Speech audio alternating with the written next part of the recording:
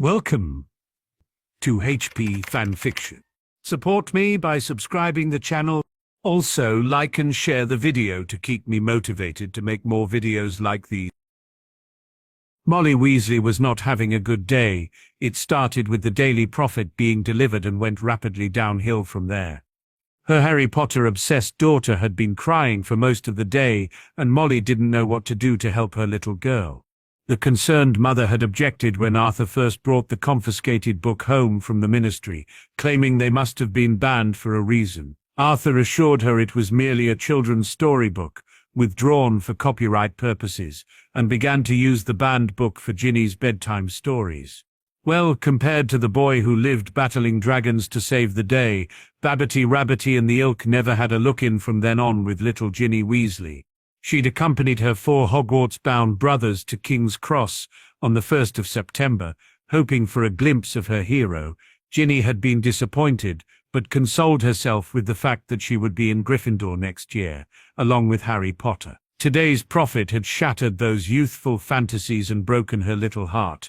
As if that wasn't bad enough, Molly had just received a disturbing letter from Ron. Her first instinct was to rush to Hogwarts and start using her wand, but her youngest son's ramblings just didn't make sense to his mother. For a start, he had 3 older brothers in the same house. Molly couldn't believe they would stand back and let their youngest brother be mistreated. Then there was Minerva and Albus to consider. The head of Gryffindor was very protective of her charges, and Molly couldn't even consider anything happening to one of her children while Albus Dumbledore was at Hogwarts. She had decided to wait and discuss the matter with her husband before taking any action. Molly was surprised when she heard the family clock chime that someone was traveling, seconds before she heard the flute activate. She headed for the kitchen, thinking Arthur must have finished early today when her squeal of delight rattled every window in the burrow. Bill? His mother's hug and relentless questions were sharply cut off by the flow activating again and Ron stepping out. Her attention instantly switched to her youngest son. "Ronald Weasley, what are you doing home?" When the flu activated for the 3rd time, discharging Minerva McGonagall, Molly's eyes narrowed as her gaze zeroed in on a red-faced Ron. "Just what is going on here?" Ron never said a word, just stood there with his head bowed. It was left to his head of house to break the awkward silence. "Molly, I need to speak to you regarding Ronald's behavior while at Hogwarts." Molly grabbed Ron by the ear and dragged him over to the table. "Sit there and don't move. I'll be back when I find out just how much trouble you're in. Minerva, will you come through to the sitting room?" As they headed out the kitchen, Bill suddenly had another red-headed female Weasley in his arms. Ginny had clearly heard her mother's yell and now launched herself at her favorite brother from the bottom of the stairs. He twirled her around the kitchen before sitting his sister down on the table. "Hey Jen, you've done some growing since the last time I was home. Let me get a look at you." Bill noticed at once that his sister had been crying and was immediately concerned. She was normally such a happy-go-lucky child. "What's the matter with my favorite sister? You and Mum had a fight?" "Oh no, Bill. It was just reading about Harry Potter in the Prophet that got me upset." Ron may have been told to sit there, but that didn't mean he had to listen this without saying something. "Why is everyone so obsessed with that prat? He's nothing special. Is that why you decided to curse him in the Great Hall today, because you were so jealous of a nothing special prat? What the hell were you thinking? The twins told me that was the 2nd time you've used that curse, and you didn't even apologize to the girl you hit with it." "I didn't mean to hit her with it. I was aiming at Crow's girlfriend." Ginny let a shriek out at this revelation. "Harry's got a girlfriend?" "Yeah, bent by the name of Granger. She walks around the castle all day on his arm. It's enough to make you sick." Ginny burst into tears at this news and raced back to her room while Bill grabbed Ron by the front of his robes and hauled him over the table. "What the hell is your problem?" Things not going perfect in little Ronnie's world, so he decides to throw a tantrum and make everyone else miserable too. Making a fool of yourself seems to be the only thing you're excelling at. Not looking good for that first Hogwarts report card, Ronnie boy. Anyone hurting his sister was always going to receive a hard time from Bill, but for one of her brothers to deliberately do so was just too much. Ron needed some facts of life explained here. Had that curse hit Harry today? he would have made mincemeat of you. He's a goblin warrior who would have treated that curse quite quickly as an attack. Spitting up a few slugs wouldn't even slow him down, and he could have legally done you some serious harm. I saw him outsmart and take down an adult wizard in my class today. You wouldn't have stood a chance against Nothing Special Crow. Molly and Minerva re-entered the kitchen and his mother didn't hang about. Bill put him down. You're a whining little git who is an embarrassment to this family. It's time to grow up, Ronnie. You're no longer 7 years old, so stop acting like someone who is.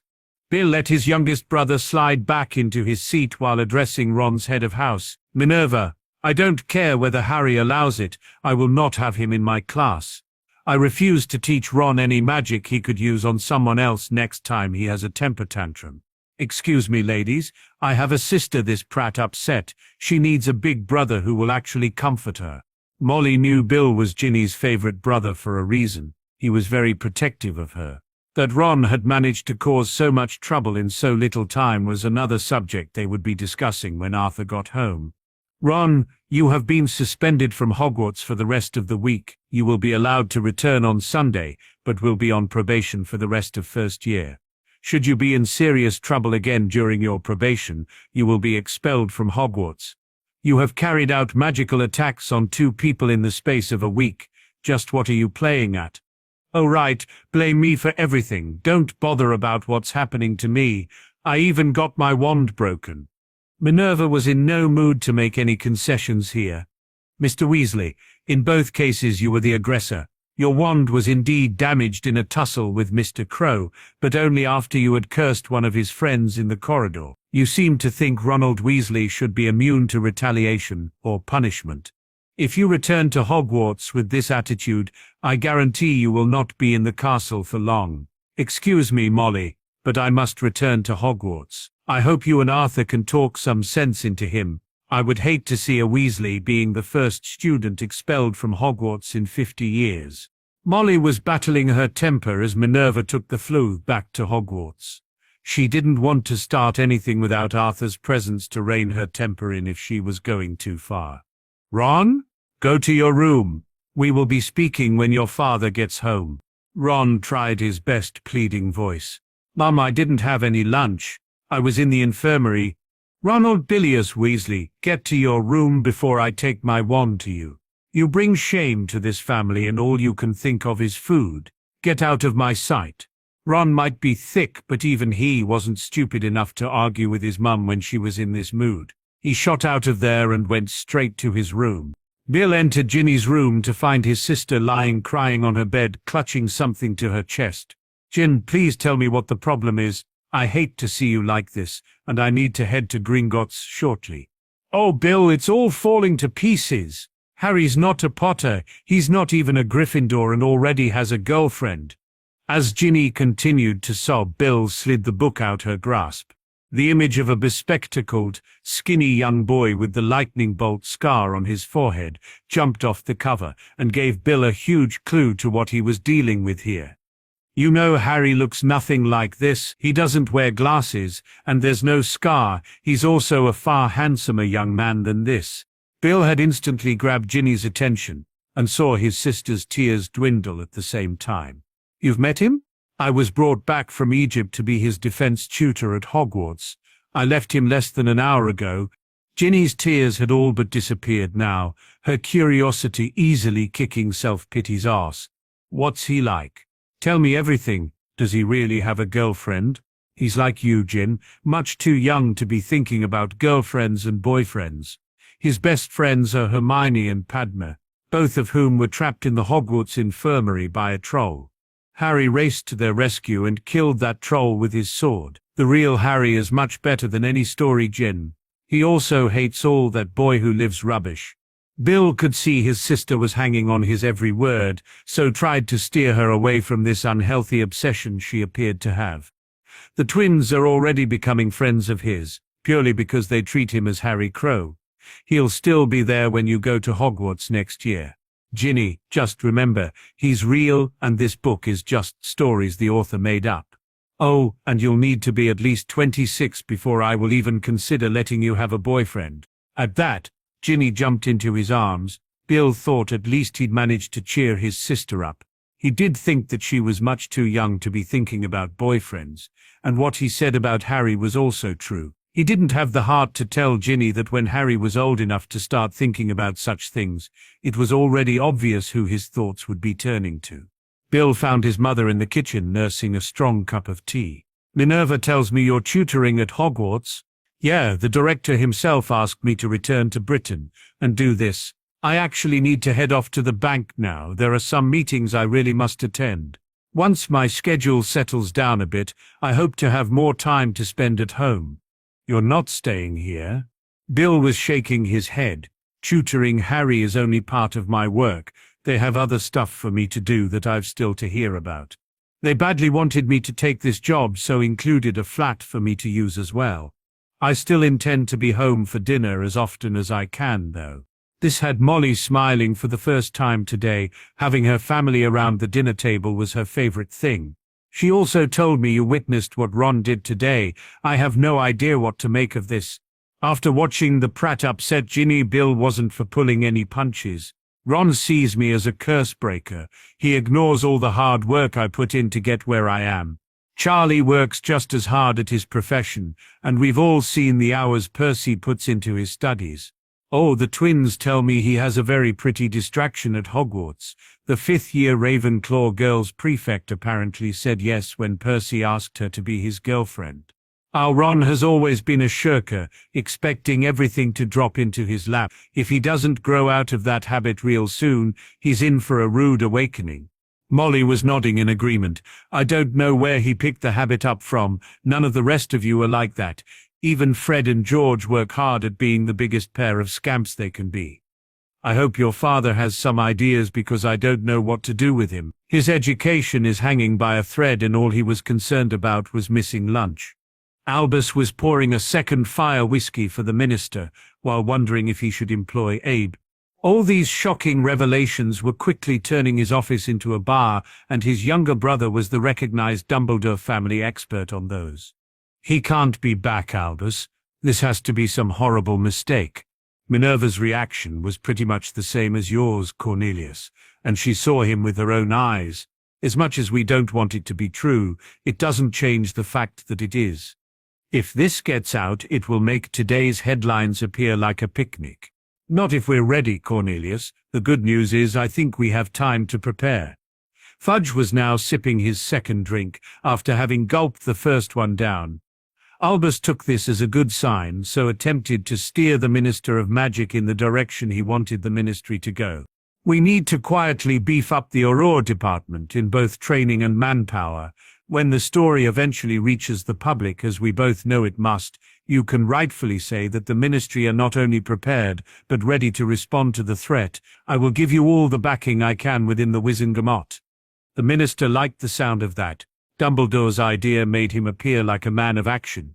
That he would actually have a plan in place beforehand to deal with a problem would also make a welcome change. "What can we do about the Potter situation? I need to have some answers for the press, or I won't be able to do anything. The public will have me out on the street. I suggest we tell them the truth." This confused the minister until Albus told him the truth. Well, this version of the truth might be slanted in Albus Dumbledore's favor, but the old wizard never told any lies. "After the Potters were murdered, I left baby Harry with his Aunt Lily's sister. I thought he'd be safer growing up in the Muggle world, away from all the madness that's become attached to being the boy who lived. What I hadn't counted on was them not wanting the boy. I just couldn't believe they would give their own flesh and blood away." Cornelius was having trouble believing that himself. They actually gave him away. They didn't want the boy, but thankfully also wanted to avoid a Muggle orphanage. The very thought of Harry Potter having the same upbringing as Tom Riddle sent a shudder through Albus. His uncle managed to take Harry to Diagon Alley, where he wandered into Gringotts. The Muggle wanted to just dump the baby on a counter and leave him there, but the goblins weren't having that. They should have contacted the ministry at once. Think back, Cornelius. What state was the ministry in? That's why I left Harry at his Muggle aunt's in the first place. If we didn't know who we could trust, how were the goblins supposed to choose a safer option than keeping Harry themselves? They clearly knew how important the child was. When did you discover this, and why didn't you do something about it? It wasn't until the Christmas holidays later that year that I had an opportunity to return and check on the child, only to discover that he was no longer there. They had signed something called an escrow agreement that legally handed responsibility for Harry over to the goblins. Surely there must have been something you could do. Of course I headed straight to Gringotts, only to be informed the contract was unbreakable. Needless to say, I wasn't happy with that.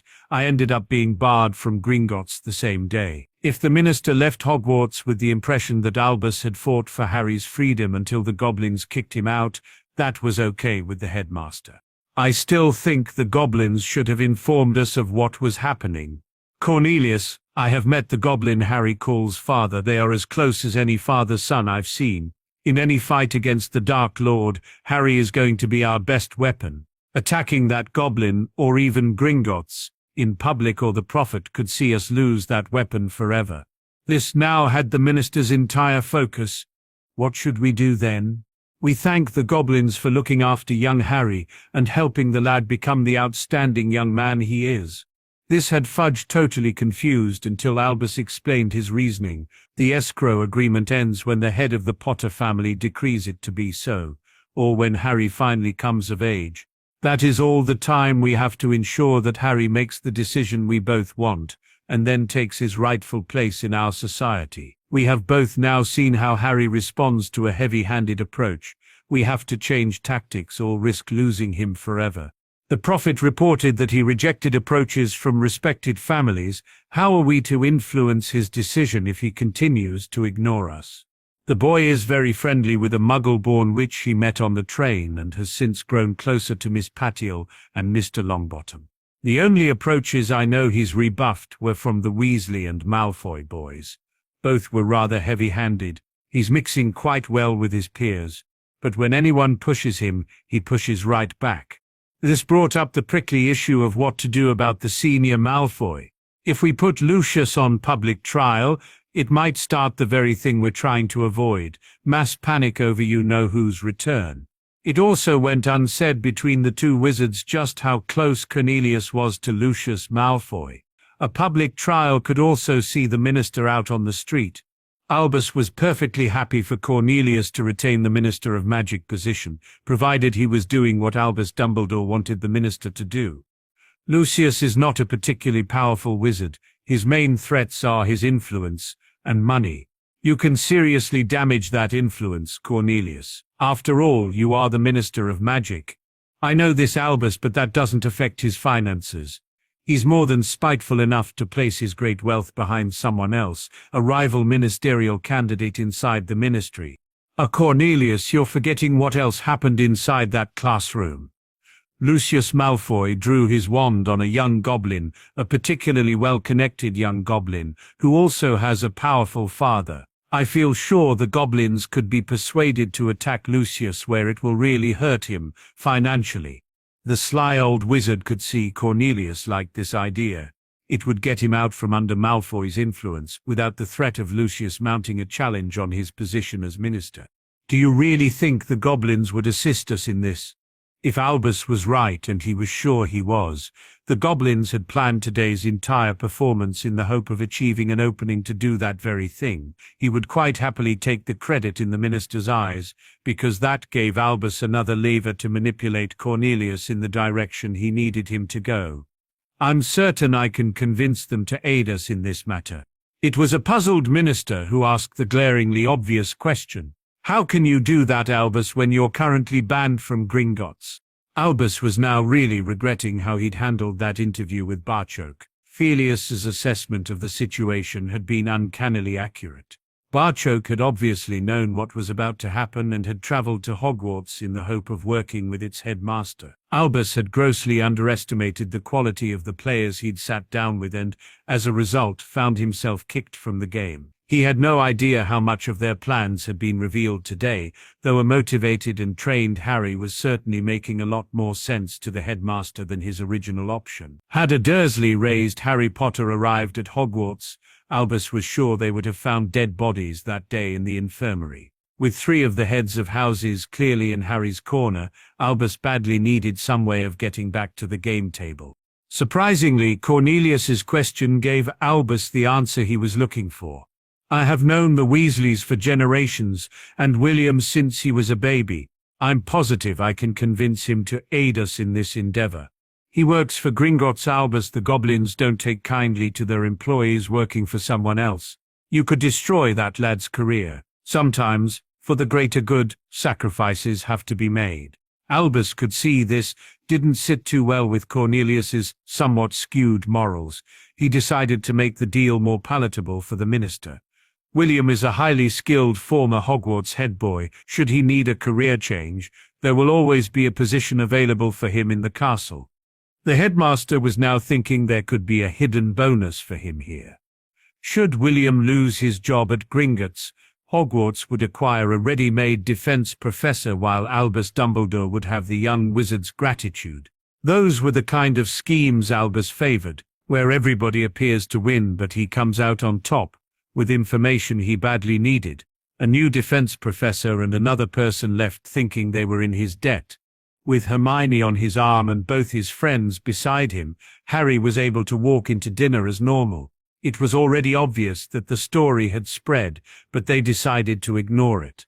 Harry was filling his plate when Roger attempted to break the awkward silence that had grown around the trio. So, Harry, did you have a nice boring defense lesson? Oh, same old, Roger. I had a few discussions on defense, and I think I managed to get my point across. This had Roger laughing. Harry, you're too much. Take down Lucius Malfoy in front of the Minister of Magic. Hogwarts certainly knew what it was doing when she made you her champion. This statement was met with general approval at the Ravenclaw table. They'd all heard the rumors concerning Quirrell and Voldemort but considered themselves safe inside Hogwarts. After all, hadn't Dumbledore chased him out the castle? Roger then turned his attention to Hermione. Nice handprint on Malfoy Jr. Hermione. You and Harry here seem determined to put some color into his cheeks. Well, now he knows I've got Harry's back. Hermione's statement said a lot more than that. Every witch in Ravenclaw recognized exactly what she was saying. Hermione was not for being parted from Harry without a fight. Padma was chuckling to herself at her friend's antics. If these two got any closer, you would soon need crowbars to separate them. The play on Harry's name kept Padma amused for the rest of dinner time. Her friends were happy, so Death Eaters and Dark Wizards could be forgotten about for now. She would need to write home, though. Her parents needed to know that information. The Patels would not be welcome in a Britain run by people like the Malfoys. When Parvati asked for a quiet word, she thought nothing of it. That opinion soon changed when she heard what her sister had to say. There's a group of girls who don't like how close Hermione is to Harry. They intend to have a talk with her about it.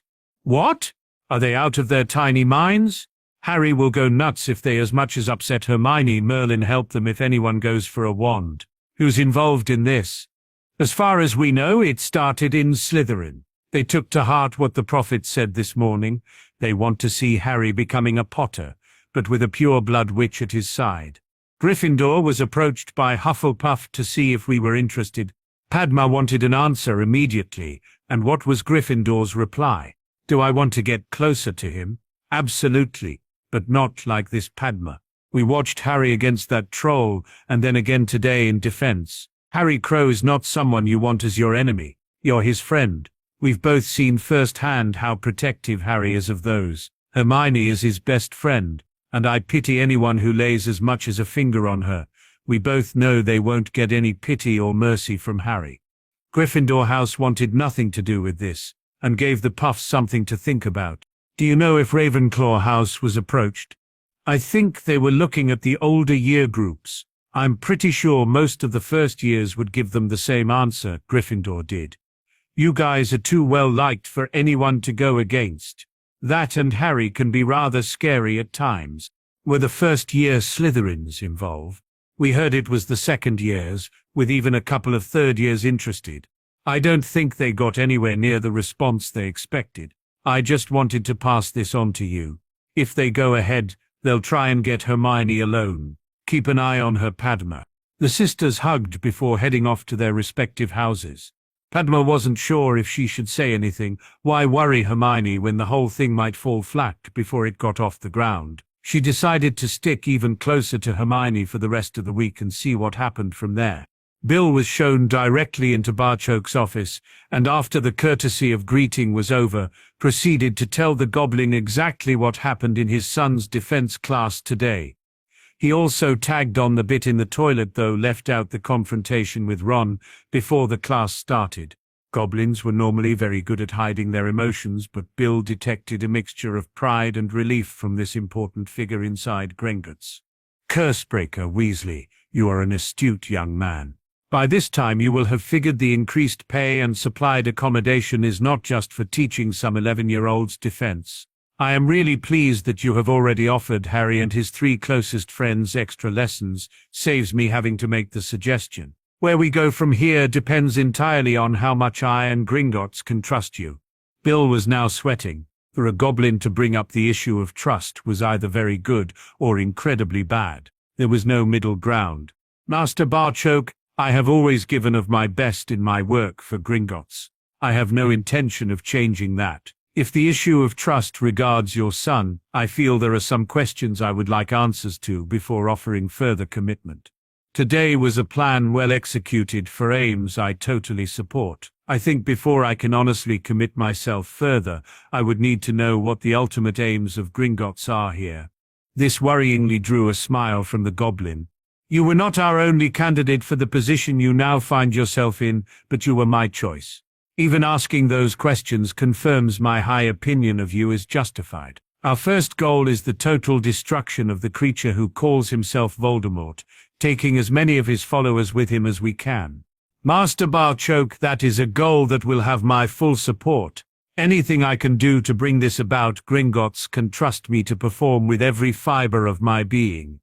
Well said, Cursebreaker. We will go into what else is required of you in a moment. The only other goal that Gringotts has here is a long-term objective to promote goblin-wizard relations. We have no wish to rule over anyone, just not be treated as nothing more than a financial version of a house elf. Those poor creatures may have a need to serve wizards, goblins do not. Again, a goal and views that have my total support. My only concern in this matter is your son. Harry is after all only 11. This is a mighty big responsibility to place on anyone's shoulders, far less one so young. That is a concern for more than just the 2 of us in this room.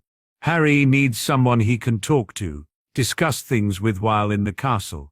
You have no idea how pleased I was to see he had made some close friends, especially Miss Granger. You will have observed from your time working with us that goblins are not a race that outwardly display their affections. Seeing my son accepting and reveling in being wrapped in Miss Granger's arms was a welcome sight for these old eyes. Harry, though, needs something else too. He badly needs an adult in that castle he can trust.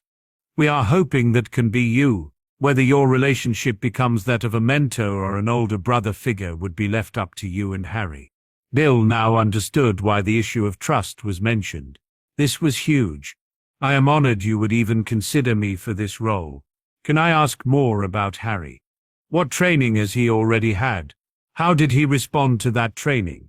Those types of thing. Barchoke had to think for a moment, more so he could sort his own thoughts on the matter. My son is a very driven individual who doesn't understand the meaning of defeat. When he was younger, he obviously noticed he was different from everyone else around him. As you can imagine, this caused a few difficulties at our school. When he got into fights, though, Harry would never stay down. He always struggled to his feet and fought back as best he was able. This earned him respect, and soon he was the one doing the knocking down. Having observed him taking a curse to ensure Malfoy got hit, Bill had no trouble believing that. I have never believed in keeping things from my son. He knows Voldemort targeted him because of the prophecy, and his parents gave their lives protecting him. Learning that his only living relatives totally rejected him deeply affected my son. This drew a loud "what" from Bill before Barchoke continued. It was clear that even the memory of this angered the goblin. That fat illegitimate son of an forest troll sat right where you are now and dumped Harry on my desk like so much soiled laundry. Not gutting him where he sat remains one of the greatest regrets of my life. This knowledge has haunted Harry though, as he appears to fear rejection above all else. That was why I was so delighted to see him as attached to Miss Granger. He needlessly worries that one day I will reject him too. That day will never come. Whatever decision Harry makes about his future, he will always be my son. Nothing in this world is more important to me than him. This was what Bill needed to hear. The thought of that young boy being used as a goblin weapon was not something that sat well with the eldest Weasley boy. Training young Harry to survive a prophesied fight against a Dark Lord was an entirely different matter. He then listened intently as the proud father told of how his son's skill with a blade and lightning reflexes had eventually won him much respect in a nation of warriors. That Master Pitsley considered Harry his prodigy, even traveling to Hogwarts to continue his potions tuition was another proud boast. You will never have to motivate Harry, rather try and not let my son push himself too hard. His teachings in defense have mostly been of the physical type. We didn't have too many options when it came to someone who could fire curses at him with a wand, not without putting the secret that Harry was living in Gringotts at risk. Bill was now looking forward to teaching Harry and his friends, but Barchoke wasn't finished yet. In order to survive death, Voldemort undertook the vilest of magic and split his soul. A Horcrux had attached itself to my son, something that Dumbledore ignored. It was quickly removed and destroyed after Harry arrived at Gringotts. Another was discovered in a convicted Death Eater's vault. It too had his soul portion removed and then banished forever. Our nation then went quietly hunting for more, uncovering another at his grandparents' hovel. Since then, nothing. As part of his Cursebreaker training, Bill had learned about Horcruxes. He shared the goblin view that an individual who could make one was abhorrent. This was a crime against Mother Nature herself. It hadn't been considered possible for an individual to make more than one, so this was a shocking revelation. Have we any idea how many he made? No, though him surviving the death of Quirrell last week confirms there is at least one more still out there. Apart from that one fact, all we have is speculation and guesswork. That same speculation and guesswork places a high probability that there might be another one hidden inside Hogwarts. Harry's status as a Hogwarts champion will surely help us there. I can't imagine the castle will want to have a piece of the darkest magic imaginable within her walls. Does Dumbledore know about this? Doing anything under his nose just bumps up the degree of difficulty by a large margin. The director and I both think it's only a matter of time before Dumbledore approaches you with an appeal to keep him informed about Harry and Gringotts. Master Barchoke, I can assure you and the director that Albus Dumbledore will learn nothing from me. Actually, Cursebreaker, the director and I would prefer if Albus Dumbledore learned quite a bit from you. Of course, we will tightly control exactly what the meddling headmaster learns. Bill's jaw nearly dropped to the floor as the full implications of what it would take to earn his new salary and accommodation hit home. It was becoming painfully obvious that tutoring Harry was only going to be a small part of his new duties. Amelia Bones wasn't happy that she had been blocked from administering Verita Verum to Lucius Malfoy, and had been neither slow nor quiet when voicing this displeasure to the minister. Her rage was somewhat sated on discovering Cornelius's reasoning. Or should that be Dumbledore's? That the minister actually had a contingency plan was a shock. This initial shock, though, was nowhere near the intensity of the one she received when being informed that her department was basically going to be brought up to a war footing. There would be a heavy recruitment program that would see Auror numbers swell by over 50% in the next 3 years. Amelia was prepared to trade off delaying justice to a thoroughly defanged Malfoy for an Auror department that had some real teeth. She didn't tell the blonde Ponce this. Amelia didn't tell Malfoy anything, rather just left him in a cell to sweat. She could legally hold him for one more day, but Thursday was the deadline. Amelia was taking great pleasure in keeping him locked up for every available minute she could. Today saw her back at Hogwarts. She was interviewing Harry Crow in the presence of his head of house. Amelia was determined to get as much information as possible from the young man before her meeting with Dumbledore. The more the head of the DMLE wrote down, the angrier she was becoming. It was obvious Dumbledore had known Voldemort wasn't gone for good. Why else would he set a trap for the Dark Lord? That he had used Hogwarts as a location for this trap had Amelia wanting to slap the old fool silly. Was it any wonder the Hogwarts ghosts were telling him he was on his last warning? Harry was just explaining what happened in the infirmary when the bloody Baron passed through the wall. "Young champion, your friends require aid." Amelia watched, amazed, as the ghost hadn't even finished speaking yet. Harry was heading out the door. She and Phileas shot out after him, but the younger and much fitter Harry was already opening up a gap. Both followed as quickly as they could while the castle's portraits and ghosts led their champion where he needed to go. Padma was beside Hermione as both girls were rinsing their hands in the wash basins. She noticed in the mirror that the large toilet was now filling up behind them and her heart sank. Neville had gone ahead to the Great Hall and Harry was at a meeting with Madam Bones. This group had judged their approach perfectly. She counted 9 of them, all older than her and Hermione, before the group's leader decided to speak. "Granger, we want a word with you." Hermione turned around and was confronted with 9 older girls glaring at her. They were mostly Slytherins, but she was sorry to see a couple of Hufflepuffs mixed in there too. The sole Ravenclaw was particularly painful. The entire situation brought up some particularly unpleasant memories of her primary school, memories that Hermione thought she was finished with. "Yes, what can I do for you?" "You can stay well away from Potter. That bloodline doesn't need another mudblood in it." Hermione's insides were like jelly, but she wasn't about to let that show. She'd learned this just from being around Harry. "Well, that shouldn't be a problem, since I don't know anyone called Potter." "Don't get smart with us, Granger. You know fine well who we're talking about. It took us nearly 3 days to catch you more than 6 inches away from him. That's going to change, if you know what's good for you." Hermione may have been shaking inside, yet the young witch was determined she wouldn't let them see any tears. She certainly took their threat seriously, but there was no way Hermione could comply with their demands. She was already sure not being Harry's best friend would be far more painful than anything they could do to her. "Oh, I know what's good for me. That's why I have no intention of moving from Harry's side." Padma tried to butt in, knowing Hermione wouldn't back down on this. "Have you any idea what Harry will do when he hears about this? You lot have just bought yourselves more trouble than you can possibly imagine." "Shut it, Patel. No one will be saying anything to Potter." "Yeah, we haven't forgotten your sister's blatant attempt to get off with him either.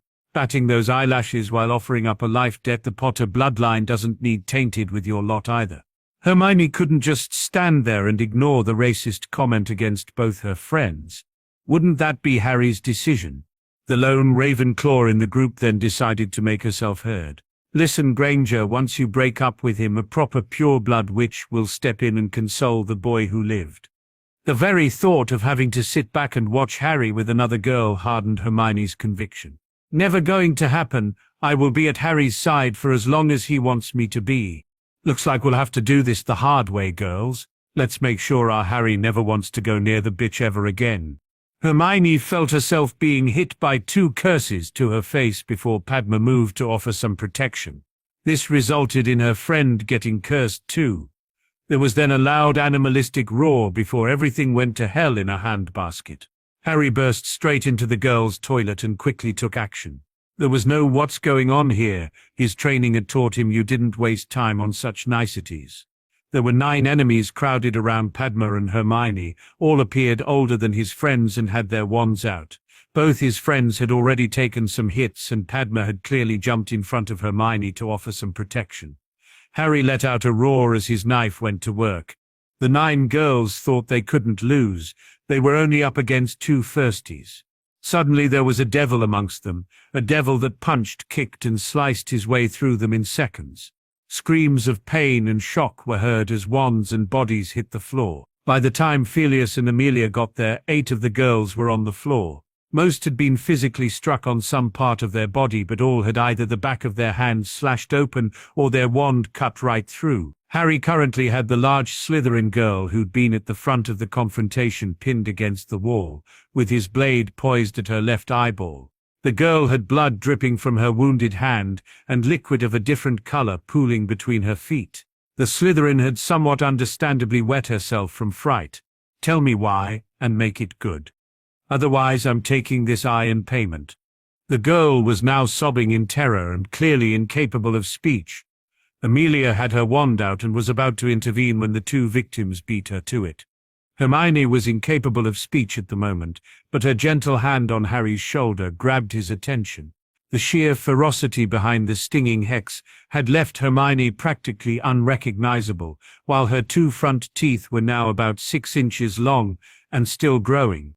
Padma's face was covered in painful-looking boils, but she was left to do the talking. They wanted Hermione to stop being friends with you, Harry. When she said that was never going to happen, they started firing curses. Apparently, Hermione and I are not the right sort of friends you should have. Harry's temper seemed to spike at this news, and the Slytherin girl's eyes rolled back in her head as her legs gave way. He let her slump to the wet toilet floor in a dead faint, now far more concerned with the condition of his friends. Amelia and Phileas watched on as the anger dissipate from the young Ravenclaw. That Harry's anger was replaced by tenderness and compassion was so at odds with the carnage he'd just wreaked. That the evidence of said carnage was scattered all about them just made the gentle emotions now on display all the more pronounced. "You told 9 of them never?" Hermione could barely nod her head, but she managed to get her point across. Harry sheathed his knife and offered her his arm. "My lady." She wasn't physically able to smile at the moment, but inside Hermione was extremely happy as she took Harry's arm. To her mind, this was easily worth all the pain she was currently suffering. He offered his other arm to Padma before facing the two adults who had stopped at the doorway. "Master Flitwick, I'm taking my friends to the infirmary. I will be there if anyone requires to speak with me. I give everyone fair warning, though, should anything like this ever be repeated, I will not be so lenient again." The girls on the floor quickly crawled out their way to create a clear path for the trio to leave. They were all desperate to see the back of Harry Crow. Phileas sent a patronus message to the Great Hall. He wanted the other heads of house and the headmaster to see this. The sight of the third-year Ravenclaw on the floor was particularly distasteful for her head of house. Phileas was left to wonder if it was coincidence. Miss Chambers appeared to have been hit the worst. The girl had a bruise forming on her cheek with a black eye, sure to follow. She was nursing her bleeding right hand while staring at a severed wand on the floor. Amelia was staring at the devastation wrought here, knowing Harry could have arrived at the very most half a minute before they did. He didn't care that they were girls. Crow just went right trough them. "When someone holds a weapon on you, Madam Bones, it makes no difference if they are male or female. For Master Sharpsword to even consider teaching the lad, he must be exceptional with a blade. To be honest, I would have struggled to accomplish this in the time he had available. There is not an injury here that Poppy won't be able to fix within 10 minutes. The memory of what Mr. Crow was able to do will last a lot longer than the pain." The senior staff were soon on site with Pomona's keen eyes, quickly picking out the 2 Hufflepuffs involved. Only Mr. Crow could cause this amount of damage. Let me guess, these girls took the Prophet article to heart and confronted Miss Granger. I'd heard whispers of something like this was being discussed, but thought Hufflepuff had wisely decided to take Gryffindor's approach and give such nonsense a miss. "What did they do to Miss Granger?" Phileas was impressed at Pomona's reasoning. He supplied the answers for the rest of the group. Miss Granger took a stinging hex to the face, as well as a dense suture. It would appear disfigurement was their main objective here. Miss Patil also suffered furunculus. Whether she was deliberately targeted or trying to protect Miss Granger remains to be uncovered. Both young ladies left on Mr. Crow's arm. Minerva and Severus were casting a pisky on the girl's hands to heal the cuts and stop the bleeding. The potions master was not a happy head of house. "This is what happens when you let a child carry a knife." Phileas wasn't standing for that. Yes, 6 Slytherin bullies with drawn wands get their asses kicked. Before you start raving about punishing Mr. Crow, you should know it was the bloody Baron himself that warned Harry his friends were under attack. Hogwarts then led him directly to this location. The castle appears to have taken a stand on this matter. To go against Hogwarts in this is not wise. Severus. Phileas now settled his gaze on the lone Ravenclaw present. "I can assure everyone here, Miss Chambers will pay dearly for her part in this cowardly attack." as will my 2 Hufflepuffs. I can't express how ashamed I am of them. Severus couldn't let it go, though. And what of Crow? Is he to once more escape any form of punishment? She wasn't strictly speaking involved in this discussion, but Amelia offered her opinion. There were 9 older girls here, all with the intention of doing Miss Granger harm. I would say Mr. Crow's response was a measured one. None of these girls were required to spend the night in the infirmary. Miss Granger certainly would have needed to if Mr. Crow hadn't acted so quickly. Amelia and I were less than a minute behind the lad, but he'd already dealt with the situation by the time we got here. He did promise not to be so lenient if there was ever a repeat of this incident. But he sliced right through my wand. What am I going to tell my parents? Don't worry about that, Miss Chambers. You can be assured I'll be informing your parents of exactly what happened here today. For a Ravenclaw to be involved in bullying a younger member of our house is something I will never stand for. This incident will be used to remind all of Ravenclaw of that fact. Headmaster, surely you can see this boy needs to be reined in before the next thing he kills isn't a troll, but another student. Albus was well aware his tenure as headmaster was hanging by a thread. He had no intention of going against Hogwarts to soothe his potion master's sense of injustice. I'm inclined to agree that Mr. Crow's response was measured and appropriate. A wizard would have been casting stunners or body binds. Mr. Crow's methods may be different, but certainly no less effective.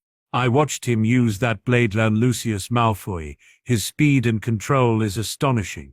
He's attending Hogwarts as a goblin.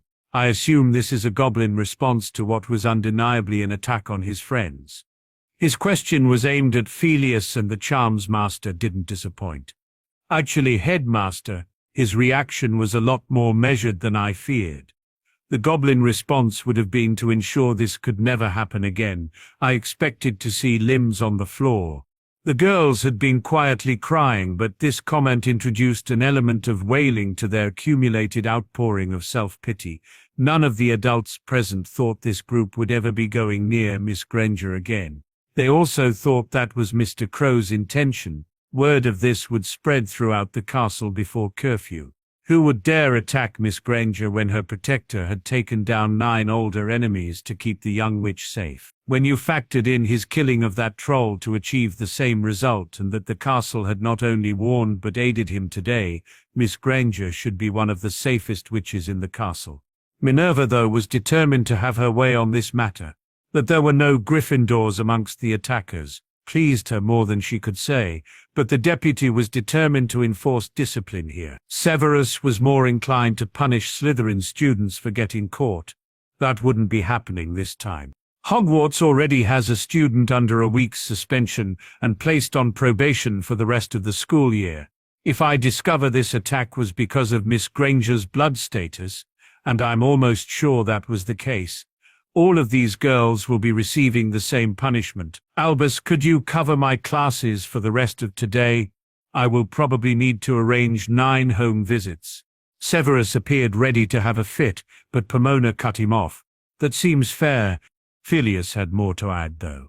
Miss Chambers will also see her Hogsmeade privileges revoked, and she can forget about trying out for the Quidditch team this year. I find her bullying of 2 Ravenclaw first years despicable. I hope you will convey that to her parents. Professor McGonagall. The girls were now sobbing inconsolably as they were herded up and shepherded toward the infirmary, so Poppy could check the 9 of them.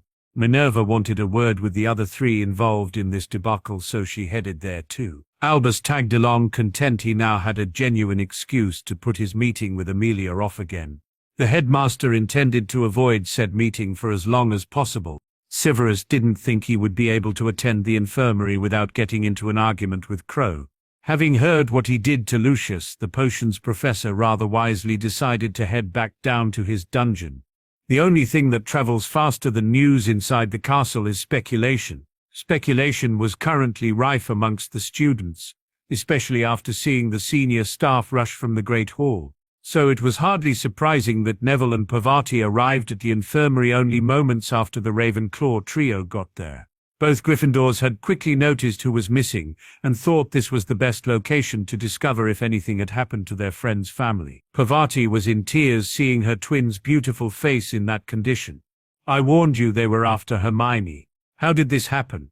This instantly got Harry's attention. Hermione was currently behind a privacy screen receiving treatment. Padma had her head down as she answered her twin. We didn't know who, where or when, so I decided not to worry Hermione, just stick close to her. Harry reached for his friend's hand in an effort to get Padma to look at him. That is the second time you've taken a curse meant for Hermione, though with this one you deliberately protected her. She can't say thank you at the moment, so I'll say it for both of us. Am I going to have to get used to visiting my sister here if she hangs about with you, Harry? Hearing the anger in her sister's voice, Padma cut in before Harry could answer. That's why I'm getting extra lessons in defense from Professor Weasley, and you should see what Harry did to the girls who attacked us. Parvati's eyes nearly bulged out at this. Her sister was spending her time with the two hottest wizards in Hogwarts.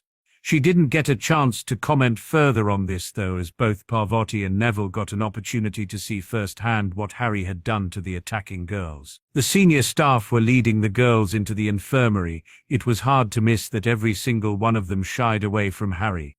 Neville was amazed at the number of attackers his friends had faced. They just seemed to keep coming through the doors. Professor McGonagall entered along with the headmaster. Her attention soon shifted from Dumbledore the instant she spotted Harry. Mr. Crow, a moment of your time, please. All in the room knew this was not a request. As the deputy headmistress led Harry back out the door, she stopped in the empty corridor for a quiet word. We find ourselves once more in this situation, Mr. Crow. Only because people keep attacking my friends, Professor. I understand your concern, and please trust me that every single one of those girls will be severely punished. She could see this had calmed Harry somewhat, so Minerva continued with the discussion she'd pulled the lad out here for. I have nothing but admiration for your willingness to protect your friends. But do you remember the discussion we had the last time this happened? In this instance, you were sitting in a room with your head of house and the head of the DMLE. Do you doubt that either of them would have acted swiftly to protect your friends? Harry hadn't even thought about it. On discovering they needed help, he just blindly raced from the room. Even his training told him this was the wrong option to take, jumping into an unknown situation when he had very capable help right beside him. No, Professor, I trust both of them. Then you see why I once more must assign you detentions. Not for saving your friends, but because you had trusted adults on hand to take care of the situation for you. I understand, Professor, you can't hammer the attackers and not punish me for breaking school rules too. It would leave you open to the charge of favoritism. I'm impressed you can see that, Mr. Crow. A certain other first-year thought I was picking on him when handing out punishment. I feel in this case, though, 2 nights with me working on transfiguration should be punishment enough. Harry accepted this decision, knowing it was more a case of extra tuition rather than any form of punishment. Professor McGonagall confirmed this as she walked back into the infirmary with him. I understand you might not want to leave your friends alone for a few days. They are, of course, welcome to accompany you on your detentions. I will arrange the times once I have dealt with these girls. They are going to keep me busy for now. Phileas was over in a flash. Am I to understand Mr. Crow has detention for his actions today? It was Harry who answered his head of house. Sir, I earned my detentions. I should have let you deal with the problem, and for that I apologize. I'm sure Professor McGonagall is also aware I would probably do exactly the same thing again, which is another reason I deserve my detentions. Poppy was still dealing with Miss Granger, so Minerva spoke with the injured Miss Patil to discover exactly what happened in that toilet. When the screen came back, Hermione gave Harry a nervous smile and he instantly spotted the difference. You had your front teeth made smaller than they were before? Madame Pomfrey managed to cancel the stinging hex, then shrank my front teeth. She gave me a mirror and asked me to say when to stop. I've always been teased about my teeth being too large. Well, I think those doing the teasing were either blind or stupid. Thank you for remaining my friend, Hermione. That couldn't have been easy. Harry, easiest decision I ever made. I intend to be your best friend for as long as you'll let me. Harry had her in a tight hug before she could say any more. Thanks, Hermione. I'm so glad to hear you say that, and to see you're okay. Padma jumped in front of me and then you arrived, otherwise it would have been a lot worse. Do these morons actually think attacking you is going to see us stop being best friends? That's just stupid. So is them thinking they're better than Hermione because her parents are muggles? They can't pick on my blood status, so the fact that the Patel family comes from India gets thrown in my face. Again, do they think I don't look into the mirror every morning? They are just bullies, using whatever words they need to justify their behavior to themselves. Hermione hugged a treated and once more boil-free Padma. Thanks for sticking by me today. I never had friends who would do that before. I know you would do the same for me. Professor McGonagall has already heard what went on in that toilet, and Madame Pomfrey said we can leave. Shall we take Professor Weasley's advice and head for the Great Hall? Harry led the way with Hermione on his arm, Neville and the twins right behind them. All three Ravenclaws were wondering just what Roger would have to say about this. Lucius had plenty to say when he finally got home, his 4 days in a ministry holding cell responsible for his rant. I knew Fudge was a fucking idiot, but I thought he was at least our fucking idiot, bought and paid for. Cornelius won't get a job cleaning up owl shit at the post office by the time I've finished with him. As for that bitch Bones, her days are numbered. She'll be top of our masters list.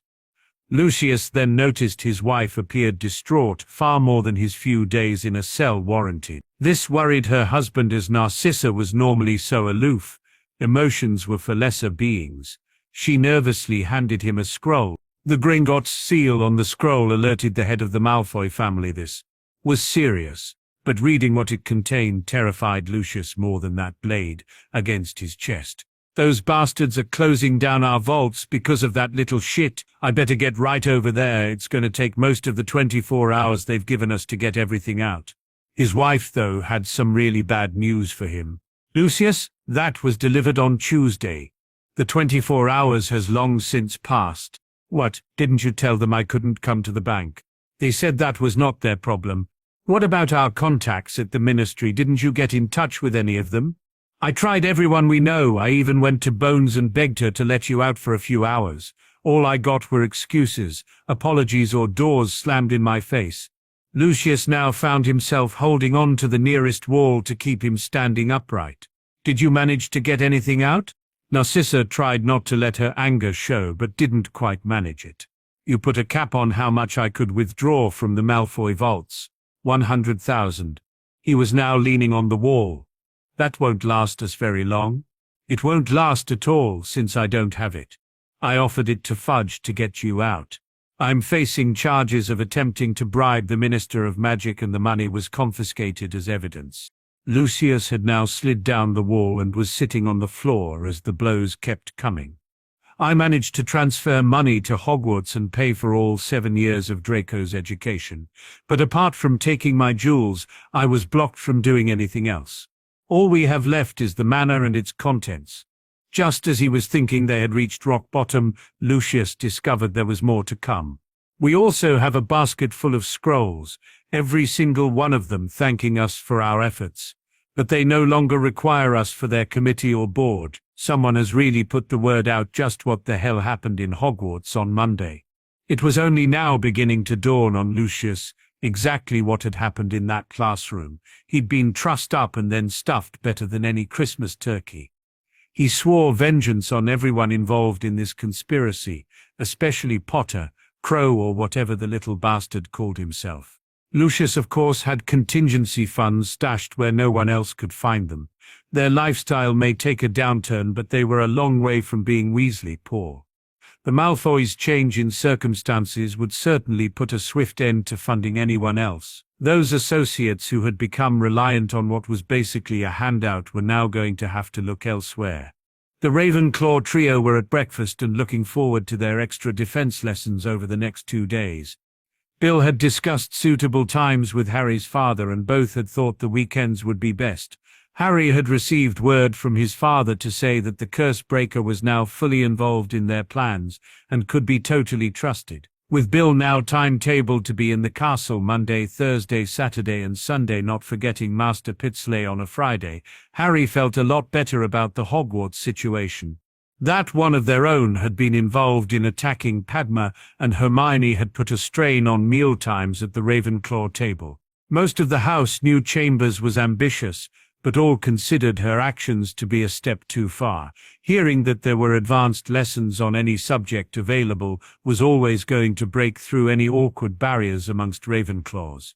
Harry had been politely deflecting requests to join them in these lessons all morning. No one was getting too upset at being told these lessons were restricted to just the four of them. Padma's twin sister couldn't even bag a place, though most thought this was because her motives for wanting to attend clearly weren't purely academic ones. Harry was already sharing his defense tutor with the rest of first year. The remainder of the school was stuck with study periods while the headmaster searched for a replacement. There were also another 6 first-year claws sitting at the table with wide grins on their faces. Harry's potions tutor had allowed him to invite more of his friends to take his class. Every single person in 3 houses of Hogwarts understood those smiles, and wished they were wearing one just like it. Getting out of classes with Snape was certainly a good enough reason to smile. Harry was unconsciously feeding Urgit a bit of his breakfast while reading the letter his beautiful snowy owl had just delivered. His father was passing on a warning that the prophet had finally picked up on the very large hints that had been getting dropped on them for the last few days. Gringotts had even taken the most unusual stance of affording the newspaper a statement. Harry was chuckling to himself when Hermione asked him what was so funny. As he noticed the prophet being delivered, Harry told his best friend that the entire hall would find out in the next few minutes. The Ministry had been conducting what amounted to a charm offensive on Harry and the Goblins, passing on little details to the press, like how the boy who lived was not only healthy from his years at Gringotts, but incredibly fit. The prophet left no young witches in any doubt what they meant by Harry being incredibly fit. They were currently running a competition where they would pay handsomely for a picture of their young savior. No mention of any returning Dark Lord was even hinted at. Hermione had teased Harry that a photograph of him in his training gear would be worth a fortune, and how she wished her camera wasn't sitting in her bedroom back home. Harry had gotten his own back by offering to let her take said photograph in exchange for a picture of Hermione in her Nike training clothes. It didn't take that long for a screaming Malfoy to rush toward the Ravenclaw table and throw his copy of the prophet at Harry. "You thieving goblin bastard! You stole my inheritance!" Harry calmly stood to face the enraged boy as, for once, the staff moved quickly to intervene. Both their heads of house were on the scene to ensure this conflict didn't escalate beyond words. "Mr. Malfoy, the only part of your statement I agree with is that I am a goblin. Now will you retract and apologize, or must we take this further? It clearly says in the prophet that the goblins have seized the Malfoy vaults.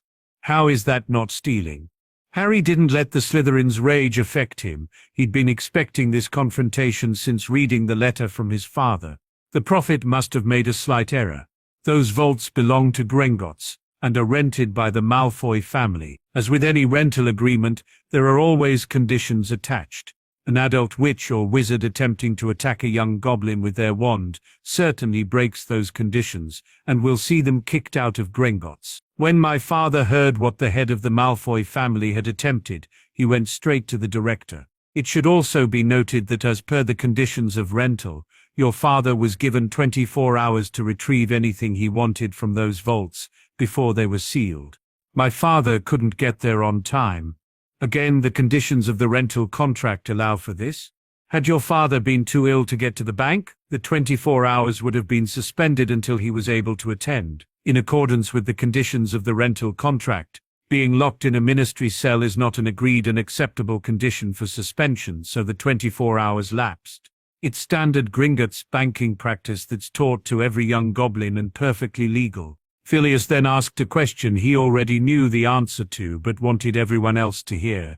What happens to the contents of those sealed vaults? Harry almost smiled at his head of house, but that would ruin what he was trying to achieve here. Because the vaults were not emptied in the allotted time, the bank will continue to take its small annual rental fee for their continued use. The rest of the contents will remain untouched until someone is able to claim it. Realization began to sink in for some, but Harry wanted no misunderstandings here. In the case of the Malfoy vaults, that would be Draco when he came of age. This is of course assuming that he himself hasn't already broken those same banking conditions. Just to be clear, Mr. Malfoy, publicly calling me a thieving goblin bastard over this matter shatters those conditions. Harry gave Draco a moment to allow that information to sink in before speaking again. Once more, Mr. Malfoy, will you retract and apologize, or must we take this further? Draco was many things, but he wasn't a complete moron.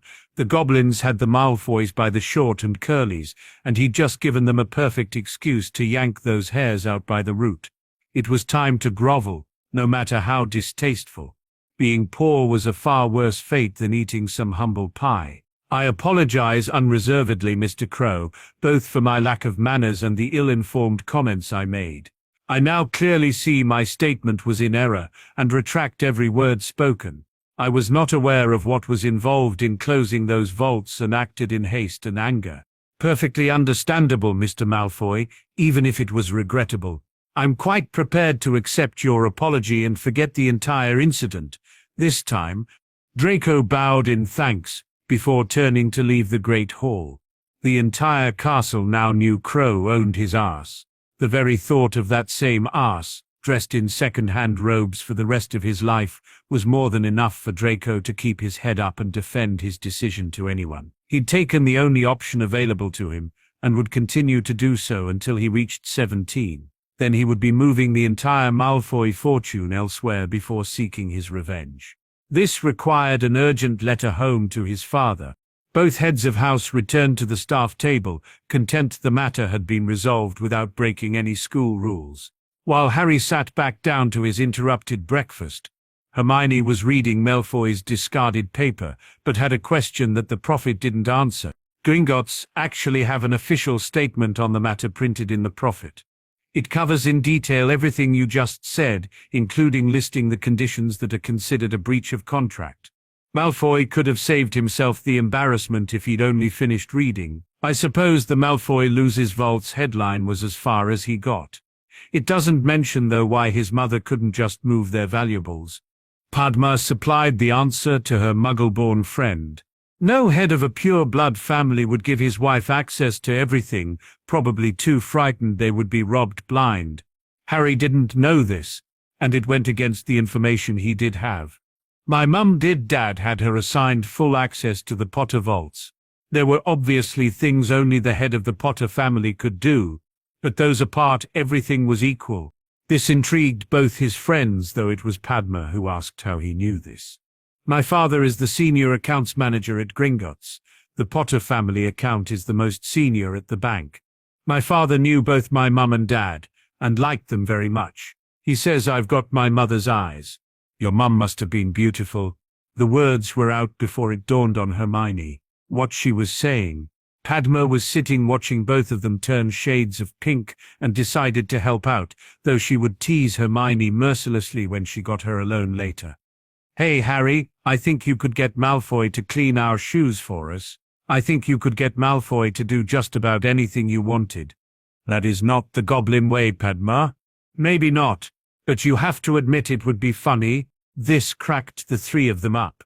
Bill entered the Great Hall to see three of his students laughing together. He couldn't help but compare them to his two youngest siblings. Ginny now sat enthralled as Bill told tales of the real Harry after dinner. He didn't want his sister simply switching her fantasy, but was indulging Ginny at the moment. Watching Ron's face as he described what Harry had done to the 9 older students was worth it. His mother and father had been on Ron's case all week, and his youngest brother now couldn't wait to return to Hogwarts. Taking the carrot and stick approach, Bill was using some of his extra salary to buy Ron a new wand later today. He also promised new robes if he finished all the homework Bill had gotten from Minerva for him. He wasn't entirely happy with having to coerce Ron into doing something, but there weren't too many other options available at the moment. The youngest Weasley brother was in the last chance saloon as far as his Hogwarts education was concerned. Bill and Percy were taking on the task of ensuring Ron didn't blow it. He could practically feel Dumbledore's eyes boring into his back while the Gringotts employee walked toward his students. Bill was certain the approach would be coming soon. The classroom door opened, though most of the room's current occupants didn't notice they now had a visitor. Padma and Neville were practically dead on their feet, exhaustion clearly visible in their features. Hermione was certainly flushed and tired, but Harry hardly looked out of breath. Bill was finishing their first lesson by hammering his point home. The fitter you are, the longer you can last in a fight. It just may be the difference between getting away or being seriously hurt. That is why we will practice, practice and practice again. Hermione was breathing heavily, knackered from dodging spells and her repeated attempts to cast a strong shield, and she hadn't yet learned one spell to fight back with. She was flustered, sweaty, and certainly not a happy young witch. "Professor Weasley, what if I just take out a gun and shoot the bad guy?" It was Hermione's idea of a joke, thinking of her favorite scene from Raiders of the Lost Ark, but the person who'd just entered didn't take it as such. Dumbledore didn't think it was funny at all. "Miss Granger, firearms are abhorrent to the magical community. Anyone using one against a witch or wizard would see themselves shunned by magical society. They should never be used." Hermione couldn't believe what she was hearing, so asked the headmaster for clarification. "My father is a member of a shooting club. He could put a couple of bullets into you from 100 yards away in the time it takes to cast a shield." "Are you saying this is wrong?" "I do not doubt your facts." Dumbledore said this in such a condescending manner that it was clear he didn't believe this feat was possible. "All I am saying is what would happen if you, a witch, were to use this abomination on someone else.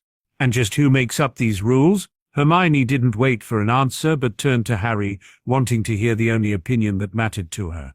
Harry's answer showed his inexperience with relationships, best friends, or any other kind. Goblins like to look their opponents in the eye before they kill them. Hermione could actually feel the smugness radiating from Dumbledore, even though the headmaster was currently behind her. Her lip was trembling at what she perceived as Harry's betrayal.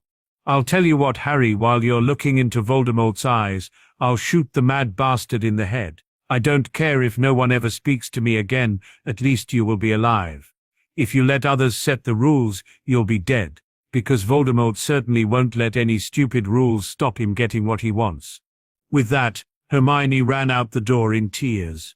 Harry looked to Neville for some clue as to what had just happened. His friend shrugged his shoulders as he had no help to offer. "Harry, I don't even know what a gun is." Padma just about managed to find enough breath to huff at Harry.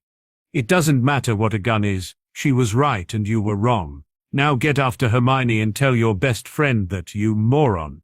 It was a worried Harry who shot out the room after Hermione.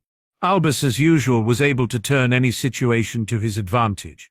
"As it would appear your lesson is now over. Could I have a private word with your professor?" It might be a polite dismissal, but Padma and Neville still knew they were being dismissed. Bill had already decided he wouldn't make any of this easy for the old man. He'd talked over with Barchoke the best way to handle this approach, and they both agreed. Dumbledore would expect to have to wear the Gringotts employee down, so that's what Albus was going to have to do. He decided to make it as awkward as possible right from the start. "It will have to be a quick word, Albus. I have places to be and things to do this afternoon." Albus hated having to rush these kind of discussions. Where was the room for finesse in that? As William was currently putting on his cloak and getting ready to leave, he really had no other option. "You seem to enjoy teaching, and I was wondering just how attached you were to working for the Goblins." Bill just laughed. "Yes, I enjoy tutoring, but it is such a small part of my new position, not something I fancy doing full-time. I would miss my other duties too much." "Just what are these other duties?" "Perhaps we could find something similar to interest you within the castle." "Albus Dumbledore, you know I can't talk about that, even more so with someone who's currently barred from Gringotts." Bill thought that was enough for a first encounter, so bade a disappointed Dumbledore. "Good day." Hermione may have been training for just over a week now, but Harry had been doing exercise routines for years. He quickly caught up with the upset young witch. "Hermione, you were right and I was wrong." At that, Hermione turned to face him. "What was I right about, Harry?" Panic flashed through him for a second before he fought it down. Panic led to mistakes, and he couldn't afford to make one now. He gently took her hand and kissed the back of it while his mind worked out just what he was going to say. I don't know anything about guns, and not much more about offensive spells, but you were right. I cannot let outside forces determine the rules of a fight, because there are no rules in a fight. Hermione almost managed a smile. That's all I was trying to say, Harry. Guns might not be the answer, but we shouldn't just dismiss anything out of hand. You have been trained to use a blade and appear expert with it. I don't think I could use that method on someone if it was to save my parents or my friends, though. I think I could use a gun. I'm pretty sure I could have pulled a trigger to shoot that troll in the infirmary. It's a cultural difference, Harry, something to be worked out, not dismissed as irrelevant. He was beginning to understand what his best friend was meaning. The Muggle way would be guns. The goblins would use a blade up close while wizards would stand and fire curses at each other. What you're saying is that I should rule nothing out. Hermione now flung her arms around him and held Harry close. You said you've got to fight him, but I don't want you to. I just want the bastard dead and you alive. No chivalry, no duels at dawn. You can look him in the eyes after you've killed him. Sneak up behind and cut his head off. You gave that troll every chance before being forced to kill it. Don't give Voldemort a chance, because he won't give you one. She was crying while holding him tight. Harry's arms around Hermione gave her the courage to say what was on her mind. I've never had a best friend before, Harry, so I don't know if what we have is normal or not. What I do know is that I never want to lose this. Ever. Between deranged dark lords and every witch under the age of 25 wanting a piece of you, I feel I'm going to get left behind. Hermione was suddenly experiencing blood flow issues as Harry's arms held her even tighter. That wizard didn't know his own strength. His words, though, pumped joy to every part of her body. I will never abandon you, Hermione. As far as I am concerned, we will be best friends forever. He then buried his head in her bushy hair as she whispered, best friends forever, in his ear. Hermione was giddy. Whether from happiness or lack of oxygen to the brain, she didn't really care at this point. A droll voice she had come to know so well spoiled this perfect moment. Ah, Harry? Judging by the color of her face, Hermione really needs to take a deep breath about now. I also think you should let her feet touch the floor again. It wasn't until Harry's grip slackened that Hermione realized he'd lifted her off the ground. Harry really didn't know his own strength. I'm sorry, Hermione. I guess I got carried away. She gave him a grade 1 new improved version smile. It's fine, Harry. I'm sorry too for causing this. Padma's droll voice once more interrupted. Are you sorry for swearing in front of the headmaster? Certainly impressed the hell out of me. What? Oh my, do you think I'll get detention? Should I apologize? This had been a major clue to Harry that his best friend was really upset. He'd never heard Hermione swear before. I think you should get house points for saying you wanted that mad bastard Voldemort dead. Neville glanced nervously at his two friends. So are you two okay again? Nod saw him continuing. Sorry I wasn't much help, Harry. That's okay, Neville. Two clueless males here. Just as well we've got Padma and Hermione to keep us right. And don't you forget it, Crow? See, Hermione, I knew the hat put him in Ravenclaw for a reason. I don't know why it put me in Gryffindor. I was rubbish at defense today. You'll get it, Neville. Hermione and I have been training in the morning. It definitely helps. I don't care how much it helps. I am not getting up at ridiculous hours to go running, and certainly not wearing anything like Hermione dresses in to do so. My father would cast me out the family for even mentioning clothes like that. The pink tinges both her friends managed was another victory for Padma, and helped with taking their minds of why they were fighting in the first place. Everyone, though, decided it would be a good idea to have a shower before heading down to lunch. At breakfast on Monday, the headmaster introduced the new defense against the dark arts professor. Professor Keegan was a small, mousy man with receding grey hair and a developing paunch. He stood and nervously acknowledged the students as Dumbledore introduced him. The wizard appeared terrified of his own shadow, but at least wasn't wearing a turban. Penelope had told the first years that Hogwarts defense teachers had gotten progressively worse every year she'd been here. Professor Keegan didn't seem capable of bucking that trend. The Ravenclaw first years were now all looking toward Harry, and he didn't disappoint. Cursebreaker Weasley will still be tutoring me at our normal time for defense. The rest of first year are welcome to join those lessons. He didn't say any more, too engrossed in the letter Egypt had delivered. Hermione noticed the amount of concentration Harry was affording the parchment in his hands, and asked the obvious, "Anything wrong, Harry?" "Oh, I think Father is being sneaky. I'll know more after speaking with Cursebreaker Weasley." He could see Hermione already beginning to fret that something was wrong, so decided to tell her now. "Every Halloween, while the wizarding community celebrate, my father and I have a little family ritual that we do. The reason I loathe being referred to as the boy who lived is because that stupid title only tells half the story. People tend to forget what else happened that night my mum and dad were murdered." Hermione instinctively reached for her best friend's hand, offering comfort for Harry while wondering just what this ritual was. She soon found out. "My father takes me to the cemetery where my mum and dad are buried, and we spend a few hours there. I sit and tell them everything that's happened to me since the last time we talked. Father has asked me if I want to invite you along this year." Hermione was overwhelmed at this development, but needed to be sure Harry wanted her there. She couldn't think of anything more personal than this. "What do you think, Harry? You said it had become a family ritual. Do you want someone else there?" "Hermione, I would love you to be there beside me. I want to introduce my mum and dad to my best friend. I just think my father is being sneaky about it." "This must be some goblin thing I don't understand, Harry, so you're going to have to explain that." Harry squeezed her hand and told her part of the truth. "To get out of the castle for the day, you need a parental permission slip. I think my father will be contacting your mum and dad the minute I say yes. I also have a sneaky suspicion that the subject of guns will find its way into whatever conversation they have." "Ooh, Harry, that's brilliant. I wrote to my father expressing your opinion that this shouldn't be a fight. It would seem he agrees with you. I just hope he doesn't frighten your parents off." Again Hermione was confused. She was getting used to it though from hanging around with Harry. "You lost me again, Harry. Have you told your parents that your best friend has a powerful psychotic nutter trying to kill him? If they are as smart as you, they'll grab their daughter and head for the hills. Getting you as far away from danger as possible would definitely be the smart move. I certainly wouldn't blame them if they did. Well, I bloody would." This was said loud enough to attract attention, causing Padma to run interference for them. She started chatting to Terry about their herbology homework, and soon had dragged another 2 first years into the discussion. Hermione lowered her voice so anyone other than Harry would have trouble hearing what she was saying.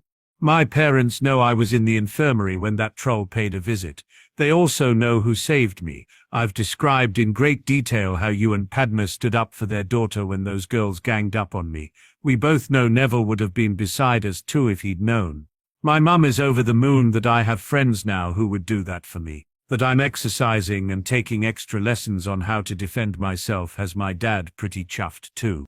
Hermione hung her head as she said the next part. "That was not the first time I had been faced with a group of bullies. It was the first time I had friends rushing to help me. My parents knew my main hope for Hogwarts was to make some friends, and that I've managed to do that. I've never been happier, and they will certainly not drag me out the castle because your father speaks to them about guns." Harry had to hope Hermione would be a decent judge of her parents' reactions. What really worried him was just how much his father would reveal. They had plans for after their visit to the graveyard this Halloween, one of which Hermione certainly couldn't accompany them on. Just what was his father up to? Their trip down to herbology allowed the rest of first year to hear the news that they could continue the defense lessons with Professor Weasley. Malfoy immediately but politely declined the offer, being quickly followed by Crabbe, Goyle and Parkinson. Ron didn't need to withdraw. He was never included in the first place.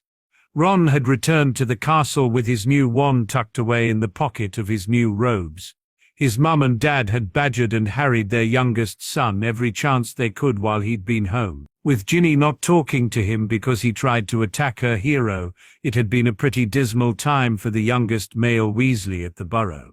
that his mother also forbade him any second helpings and stopped all his snacks, left the young Gryffindor desperate to get back to Hogwarts. Breakfast was enough to tell him his problem still existed though, namely no seconds. His father had been so angry and had actually went mental at him for the first time in Ron's short life. His dad's temper appeared to be driven not only by the fact his son had fired those curses, but also that Ron hadn't apologized afterwards. His father had laid down the law, apologize by Saturday or he would be getting dragged back to the burrow by Bill on Sunday. He would have to choose his moment carefully. There were all different definitions of public and Ron intended to do the deed with as few people there as possible. After talking to his defense tutor, Harry was ready to kick himself. Only his need to conceal the package he'd just been slipped stopped him. Of course his father would have to contact the Grangers over Harry's immediate plans. The rest had just followed from there. Cursebreaker. Weasley had already contacted Hermione's parents, and Harry was delighted they had said yes to his idea. Bill was contacting them again on Thursday and would now arrange a meeting between the Grangers and his father to discuss Hermione's participation in their plans for Halloween. Now all Harry had to do was keep a secret from Hermione for a few days, easier said than done. Hermione had noticed a change in her best friend over the last few days. It may be subtle, but it was there. There was nothing subtle about tonight, though. All through their astronomy lesson, Harry had been like a little kid on Christmas Eve. Professor Sinistra had barely dismissed them when Hermione dragged Harry over to a quiet spot of the astronomy tower to demand some answers. "Okay, Crow, spill it. I want to know what's going on." Harry's wide smile at this may have been confusing, but his next action just blew her socks off. He leaned in and kissed her. It was only on the cheek, but it was from Harry. It was her first kiss and they were under the moonlight. It was only when he spoke that she got a grip and realized just what had been going on. "Happy birthday, Hermione." Realizing that it was now well past midnight, it hit Hermione that she had just turned 12. "How did you know?" "It's my duty as a best friend to know when your birthday is. I'll bet you know mine." "Harry, the entire castle knows when yours is. I'm surprised it isn't a public holiday." Hermione was stopped from saying any more when Harry pressed the present Bill had slipped him into Hermione's hands. It was an exquisite inlaid and lacquered wooden box that measured about 8 inches by 2, though wasn't even an inch thick. She opened what she guessed was a jewelry case, only to snap the lid closed after barely a glance. "Harry." "Oh shit, Harry. This is way too much. It's only my birthday. This is birthday, Christmas, Easter, and anything else you can think of for the next decade." Harry's smile never wavered as he opened the box and took out what was inside. "What we have here is a cultural difference, Hermione. Goblins don't celebrate Christmas, Easter, or any other wizarding holidays, so nothing is more important to us than someone's birthday." This news rocked Hermione back on her heels. "You don't celebrate Christmas, Harry?" Padma and Neville had hung back to give their friends a moment, having been in on Harry's plan. Both had gifts for Hermione that they would give her tomorrow. Padma knew how excited Harry had been about this and didn't want her friend getting sidetracked and disappoint him. "Hermione, the Patil family doesn't celebrate Christmas either. As Harry said, it's a cultural thing. Now stop going off at a tangent and show me what Harry got you." He wouldn't even give us a clue. While this had been going on, Harry had used the time to fasten the bracelet around Hermione's wrist. Her first glance at it in the box had told the birthday witch Harry's gift was beautiful. Seeing it on her wrist changed that opinion. Beautiful just didn't do this work of art justice. The bracelet was made from gold, yet of a design she'd never seen before. There were 5 gold discs that had tiny sapphires around their edges. These discs were encased in a filigree design that would have all other goldsmiths weeping with envy before taking up lumberjacking. Compared to this, they might as well have been practicing their trade using axes. 2 of the discs had engravings on them that Hermione didn't recognize. The other 3, though, had her heart doing backflips in her chest. The one on the left proclaimed Harry, while the right one was engraved with her own name. It was the one in the middle of these 2 that had tears of joy slowly running down her cheeks. It announced to anyone glancing at her wrist that they would be best friends forever. Padma's hands shot to her face the instant she laid eyes on Harry's gift. Oh, Merlin's hairy left buttock. Hermione, that's goblin-made jewelry. Hermione thought that would be obvious, since it was a gift from Harry. She didn't understand the emphasis Padma was placing on its manufacturers. Neville was happy that for once he could supply his friends with some answers. Hermione, the goblins are world-renowned metal smiths. They not only make fantastic blades, they have no equal when it comes to making jewelry. What makes it even more sought after is that they hardly ever let any of it fall into wizards' or witches' hands. The Longbottom family has one item that has been passed down the family for hundreds of years. Padma was nodding like a lunatic, unable to take her eyes off the bracelet her friend had on her wrist. Hermione, you'll start a riot when you walk into the Great Hall wearing that tomorrow. Please make sure that bitch Chambers gets a good eyeful of it. This is too fine to wear every day. Harry interrupted the birthday witch. Hermione, I want you to promise you'll never take that off. It contains protective runes carved into 2 of the discs. Just by being in contact with your skin, the bracelet generates enough protective power that it would easily have deflected both the curses you were hit with last week. Oh shit, enchanted goblin jewelry. Hermione, when anyone asks, just say it was a gift from Harry and act dumb about everything else. Trust me on this, your bracelet is worth its own front-page headline in the Prophet. Neville agreed with Padma. Goblin jewelry is extremely rare. Your bracelet, though, might be the only piece of enchanted goblin jewelry not owned by a goblin. All eyes were now on Harry. He chose Hermione's arm that he had placed the bracelet and brought the back of her hand to his lips. It says right there that we will be best friends forever. That to me is priceless. Happy birthday, Hermione. Harry then kissed the back of Hermione's hand and had the birthday witch practically swooning. Now I hate to ruin this moment, but if we don't get a move on we could be spending your birthday in detention. Everyone else has left. Professor Sinistra emerged from the darkness, loath to break up the cutest thing she'd ever seen. She could hardly wait to tell Minerva in the morning. Aurora agreed with Miss Patil, though, and would not be mentioning that Miss Granger's bracelet was enchanted. Not quite everyone has left, Mr. Crow. Happy birthday, Miss Granger. Now I will escort you 4 to your houses, just to ensure no one gets detention on such a special day. Harry held out his arm for Hermione and all 4 followed the astronomy professor. Hermione, though, took a moment to kiss Harry on the cheek. Thank you, Harry. It's absolutely gorgeous, and I love it.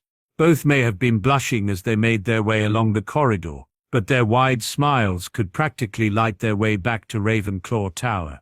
Padma gave Hermione her present before they went down to get Harry for breakfast. It was fun to watch her friend's face change colors as she read the title of the book, 12 Fail-Safe Ways to Woo Your Wizard. When Hermione started displaying purple tints in her color scheme, Padma lost her battle with laughter and handed over her friend's real present. It was still a book, though Hermione appeared to appreciate a score of off spells to even the score far better than her first offering. Padma was behind her friends as they walked into the Great Hall and was pleased to see her prediction was coming true. Hermione's hand was, as usual, through Harry's arm. This appeared to be the perfect angle for the sapphires of her bracelet to catch the light and sparkle. Padma thought young witches possessed skills for sniffing out shiny, sparkly things that would rival any niffler. When those shiny, sparkly things were worn by another young witch, the poor little niffler might as well stay in its burrow because it became a no contest. There were students in the Great Hall who couldn't read instructions off the blackboards in classrooms yet could tell you what Hermione Granger's bracelet said. When Neville approached the Ravenclaw table with a gift for Hermione, the note dropped that it was her birthday. She was delighted with her new book on noble houses and their customs. A red-faced Neville was eventually persuaded to sit beside the trio, but not before Hermione had hugged him and kissed her friend on the cheek in thanks. As usual, Roger had watched the byplay between the friends. He also couldn't help but notice every witch at the table staring at Hermione's birthday present. Hell, Crow, you're making the rest of us guys look bad here. Just how are we meant to match that?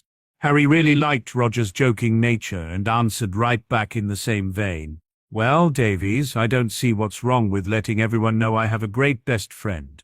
The entire table heard the humor in his voice. They also understood there was steel underlying that humor. A newly returned Chambers sat at the other end of the table, head down and not looking or talking to anyone. Her parents had been livid when they heard what happened. Her father was all for contacting the parents of the other girls involved to arrange some collective action against this upstart who'd harmed their children. The prophet had changed everyone's views, or rather their report on what happened to the Malfoys did. The purebloods were learning a variation on the golden rule: those that have your gold make the rules. Few, if any, felt secure enough in their own wards to trust having their fortunes stored at home. There was also the added problem of those witches and wizards, with access to their home. Gringotts protected fortunes, not only from robbers, but those family members who would think a share of said fortune should rightly be theirs. It was easy for the Gringotts account holder to define exactly who could do what to their vault. Telling your brother, mother, greedy in-laws, obnoxious cousins that they weren't welcome in your house had far more significant ramifications. All sniggering at Draco's respectful behavior soon stopped as Pureblood after Pureblood received the same message from home: do not antagonize Harry Crow. Minerva sat at the staff table and watched over her charges. Her eyes usually focused mostly on her lion cubs, but she found her gaze more and more being drawn to the Ravenclaw trio. Mr. Longbottom's acceptance into this group was also very pleasing. Augusta tended to wrap young Neville in cotton wool. Making good friends was exactly what the young lad needed. The deputy headmistress couldn't help but think young Harry was surrounding himself with good people. She approved wholeheartedly of his close friends, and Master Pitsley had impressed the hell out of her. William Weasley was, in her unbiased opinion, one of the finest young wizards to have come through Hogwarts in a long time. Her correspondence with Barchoke was also refreshing. His entire aims were centered around what was best for his son, and he was more than prepared to back that up with gold when needed. She'd listened with great interest to the tale of what had happened after their astronomy class last, and was finding her opinion of Harry matching Pomona's. He may be the son of James Potter, but he had none of the faults his biological father had at the same age. Now, if only Severus could get his head out his arse and see the boy was far more like Lily than James, they may be able to avert a confrontation that couldn't end well. When Professor Weasley asked them both to wait behind, Hermione started to run through the entire lesson in her mind to discover what she'd done wrong. Bill played along with her fears at the start. Miss Granger, you can thank your best friend for your current predicament. His wide smile would have half the witches in the castle dropping at his feet. Hermione was just pleased this meant she wasn't in trouble with the professor. Your mum and dad wanted me to wish you a happy birthday, and give you this. Hermione was so touched by this, she didn't notice Harry moving behind the professor's desk. How was Harry responsible for you seeing my parents? It was Harry who answered her. Well, it was actually my father. When he discovered what I wanted to get you for your birthday, he realized I needed your parents' permission first. Hermione was beginning to wonder if this was a goblin thing again. Did giving someone a bracelet signify something more in their culture? That was until she saw what Harry had in his hands. Happy birthday, Hermione. I didn't name him yet, figuring I would leave that up to you. Harry gently placed a fluffy black kitten into her hands. Hermione fell in love with her new pet instantly. Oh, Harry, he's simply gorgeous. With that goblin sense of humor of yours, the poor thing would probably be saddled with a name like Snowball. Harry couldn't help but smile at his best friend's reaction to his gift. Actually, I was thinking more along the terms of moonlight. Without that light, he would be practically invisible. Hermione had a different memory to associate with Harry's suggestion. It reminded the young witch that her first kiss had been under moonlight on her birthday. She also had to admit that his suggestion was so much better than Blackie, which was the first thing that came into her head. Okay, so moonlight it is. Harry, you're spoiling me. Hermione, you only turned 12 once in your life. Why shouldn't that be celebrated?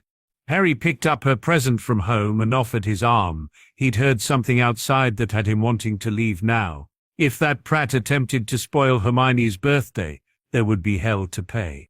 Hermione had moonlight cradled in one arm, while her other was linked with Harry. She had been fretting about spending her first birthday away from home, but this year she had friends to share it with. Hermione thought this was already her best birthday ever. Ron was walking back from his defense lesson when he spotted the Patil Bint standing outside a classroom with Neville. He didn't think there could be a better opportunity for a public apology than this. "Miss Patil, I would like to apologize for hitting you with that curse. It was purely accidental, as you were never my intended target." Padma's gaze hardened as she stared Ron down. The Ravenclaw witch well remembered the taste of slugs and what getting cursed had led to in the infirmary. Padma had no intention of giving this Weasley an easy out. "What about Hermione, the girl you intended the curse to hit?" Ron's temper momentarily flared, but he managed to get control of it. Why couldn't this Bint just say she accepts and get this over with? "I intend to apologize to Miss Granger too." She nodded at that. "If Hermione accepts your apology, I will too." Neville couldn't help but prod the prat. "This is your lucky day, Ron. Hermione will be coming right out that door any minute." Before Ron had time to bolt, he was suddenly faced with Crow and Granger. With retreat no longer an option, he was forced to behave like a Gryffindor. "Miss Granger, I would like to apologize for firing a curse at you." Hermione didn't think this day could hold any more surprises, but had just been proved wrong. Padma's slight nod gave her the information she was looking for. She hadn't actually been hit with the curse, but at least the idiot had apologized to Padma. There was still one thing missing, though. What about Harry? Isn't he due an apology too? This was a step too far for Ron. "What for? It was me who ended up in the infirmary." The growl stopped Ron's rant in its tracks. A furious Bill was standing behind Crow and Granger, glaring right at him. Ron needed no further prompting. "Mr. Crow, I would like to apologize for attempting to curse you. Harry genuinely liked 3 of the Weasley brothers, and it was Hermione's birthday. Apology accepted." The 2 girls quickly followed Harry's lead as Bill handed Neville the cat basket and supplies Harry had forgotten about in his haste to leave the room. As the 4 friends made their way along the corridor, Bill dragged his youngest brother into the classroom by his new robes. "I want a word with you, Ronnie." There were 6 first-year Ravenclaws whose emotions were flying high as kites. Lunch sat forgotten as they described their first potions lesson in great detail, while showing anyone who was even remotely interested their new book. Since this was the Ravenclaw table, anyone who was even remotely interested meant the entire house. And they all wanted to know where they could get their hands on a potions book like that. Not quite the entire house, though. 3 first years and a Gryffindor interloper were quietly studying books of a different sort. They were drawn out of their intensive studying by a pair of voices. "Quidditch through the ages? The noble sport of warlocks? He flew like a madman. Do our eyes deceive us, George, or are these 4 swatting up for their flying lesson today?" "Oh, I think it's worse than that, Fred. The Order of the Avars appear to be afraid of flying. Perhaps we should have named this one Penguin. What do you think, Robin?" Robin was swift to kick this pair of jokers' assumptions right back at them. "The only time my gran would let me out of her sight was when I was in the greenhouses. She wouldn't even allow a broom in the manor." Hermione quickly rallied to support her friend against the red-headed dynamic duo, citing her own circumstances. "I didn't know magic was real until I got my letter. How was I supposed to practice flying on a broom?" Harry was right behind them in defending the group's right to be nervous. "Goblins live underground, not much scope for flying there unless you're a bat. We tend to use brooms for sweeping." An entirely different outlook on the matter was provided by Padma. "I was raised with flying carpets. I imagine brooms will be sore on your bum. Given the choice, I'll take a bit of Persian rug under me any day." All eyes were now on Padma. "What? It's only Europe that bans flying carpets, and the riddle of why that's the case is easily solved. It was only because the broom manufacturers pushed for it.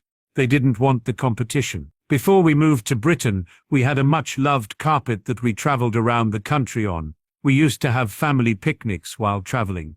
Try doing that on a broom." This idea appealed to Hermione. "I think I would like that much better than a broom. You could even fit seatbelts."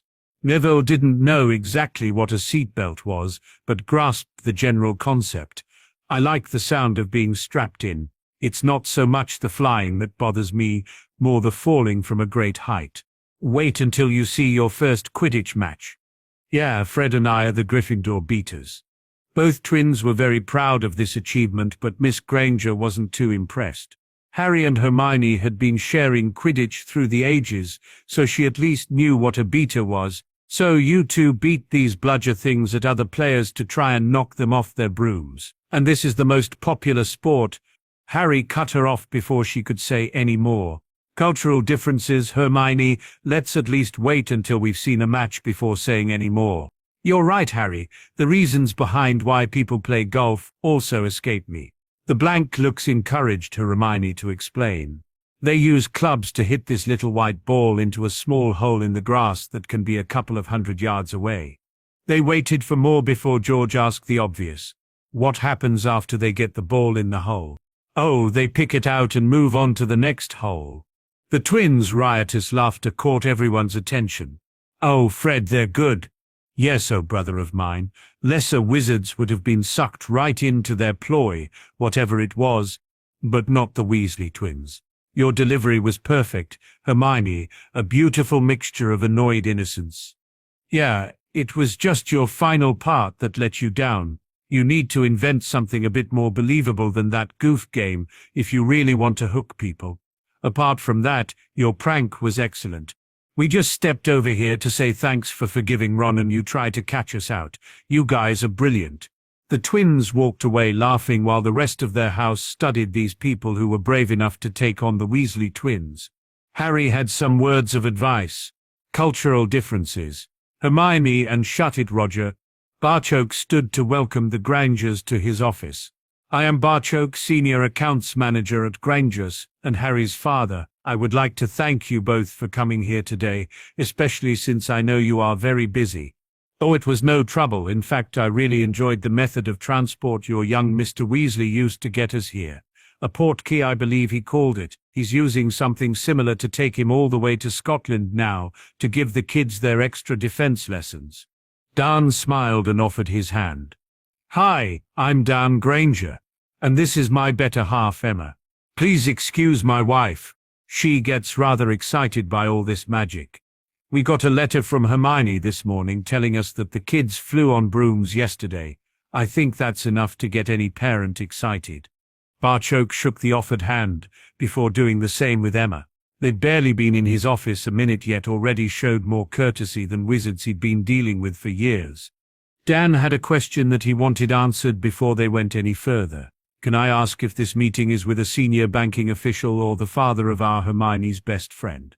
He was already liking these people and invited them to sit before answering. I've worked my entire life to get where I am inside Gringotts, something I'm proud of. Nothing gives me more pride and pleasure, though, than being known as Harry's father. That is who you are speaking with today.